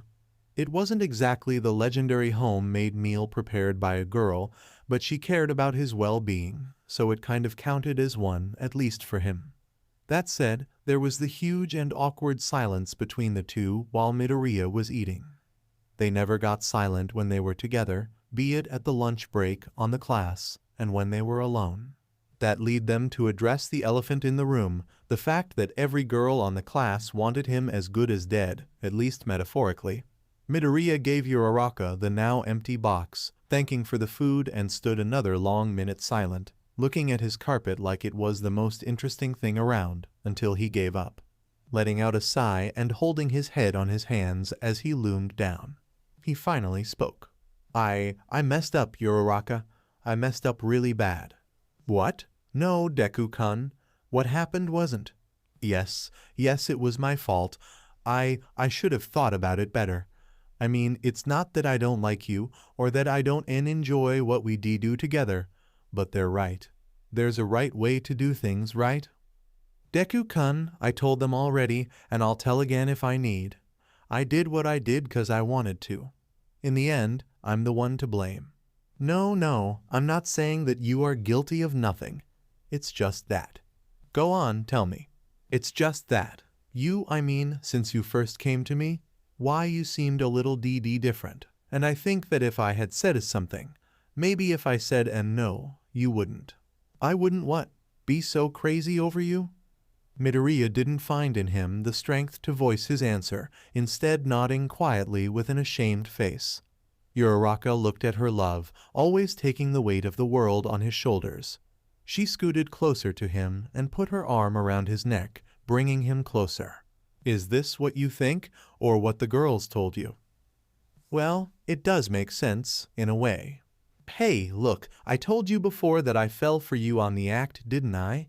If you want to blame yourself, then it should be for being so darn cute and having this toned body. Hee hee. Oh, did I just heard laugh? What? No, Oh, look, I see a smile forming. Uraraka, this is serious. You say that, but you are barely holding your smile. No, I'm not Stop. Stop tickling. Stop tickling me. But you look so beautiful when you laugh, I can't get enough of it. And no ha ha ha, I'm serious ha ha ha ha. Someone's gonna ha ha ha, hear us. Let them hear us. They should know we are happy. Am I right or not? Why, yeah ha ha, sure he he he, just give me a ha ha ha ha a moment. She let go of the boy and let him catch his breath, even wiping away a tear on the corner of his eye. Feeling better? Sure, hee hee. Still think we should not be together? Or that you can harm me any possible or impossible way? Well, I know, but I still think that we kinda crossed a line here. I know that. I felt so bad when I started to have those lewd thoughts about you. It consumed me, but the more I tried to forget it, more you looked attractive to me. It may be because you always work out, but you get my drift. So you are not to blame for looking good. I lost myself, yes, but that's not your fault. It's only normal to react the way you did on the first time. Rather, your reaction could be considered above the average. Really? Sure. I don't have past experience, but I always heard that guys would always put their own pleasure above their partner's, but you kept caring for me, even if you felt nervous and uncomfortable. That's just who you are, I guess. And what about what they said? That you changed? We never truly know a person until you spend a long and meaningful time with them. They are really good friends with me, but you know me better than anyone by now. The Uraraka they used to see is still here. They just found out a new trait of me that they are not used to. Have you always been, into this thing of SSS? No. I found the wonders of those after I realized I was head over heels for you. Talk about a turn in the life. Oh, I see. And you, Deku-kun? Did you used to have hot dreams with Midnight? What? No, I never thought about SS as something like that. Ha ha ha ha, I know, silly. You are just too pure. But seriously, did you ever jerk one to me? Will you always be so straightforward like that? And not that I'm complaining, it's just so I can get used to it. Only when we are alone. You can say I'm kind of a closet pervert. Are you sure this is the best way to define yourself? It's either that or Yandir. Do you want me to tie you up and spank you? I think you got the wrong idea of what a Yandir is. Oh, really? Then, would you care to explain to me? I'd rather not, hee. Uraraka was already on top of Midoriya, acting seductive and dangerously close to him in places that they shouldn't be. Just to tease the boy a bit, she pressed herself on his chest, making him go red, and planted a kiss him for a moment, before running her right hand on his curly hair. I'll talk to the girls later, get things cleared up. That didn't go too well when I tried today. And didn't they talk to you before? People tend to not listen much when they are mad at something. I was mad yesterday. Just wait for them to calm down and they'll understand. I've got this, okay? Okay, I trust you'll find a way. What? You are so sweet, Izuku. Want to go one round real quick? As tempting as the idea, and you clearly much more, we should keep it low for some time. You know, until we sort this out. Yeah, you are right, as usual. Then we could, catch up the lost time. I'll look forward to it. After a quick peck on his lips, Uraraka got up, reached for the lunchbox, and waved at him as she left Midoriya's room. As for the teen, he now felt much less troubled and conflicted, like a huge weight was removed from him. This was just a part of Uraraka that no one knew about. No one beside him. That made Midoriya feel special. They shared something that he could say was unique for them, and he loved the thought that he knew Uraraka better than anyone, what made her happy, what she disliked. What spots were more sensitive, the face she did when she was hot. Wait, don't overthink about it. You're going to give yourself an endless turn-on. While Midoriya focused on pure thoughts, Uraraka, now on her bedroom, laying on her bed, was planning on how to approach her friends with the matter that she loved Deku-kun, and she had this forward side of her all the time. I heard that the best way to convince someone is having them to try it themselves. Well, not literally in this case, maybe. A suspicious smile formed on Uraraka's lips as she planned on how to give her friends a new way of looking at her dear Deku-kun. Thank you for joining us on this incredible journey. I hope you found it as interesting and as we did. A big shout out to guy number 23 for crafting such a compelling story. Don't forget to check out their profile on fanfiction.net for more amazing works. The link is in the description below. If you liked this video, please give it a thumbs up, share it with your friends, and don't forget to subscribe to What If Deku 2 for more fascinating explorations into the world of fanfiction and fantasy. Your support helps us create more content like this, and we're always excited to hear your thoughts and suggestions in the comments section. See you guys in the next video.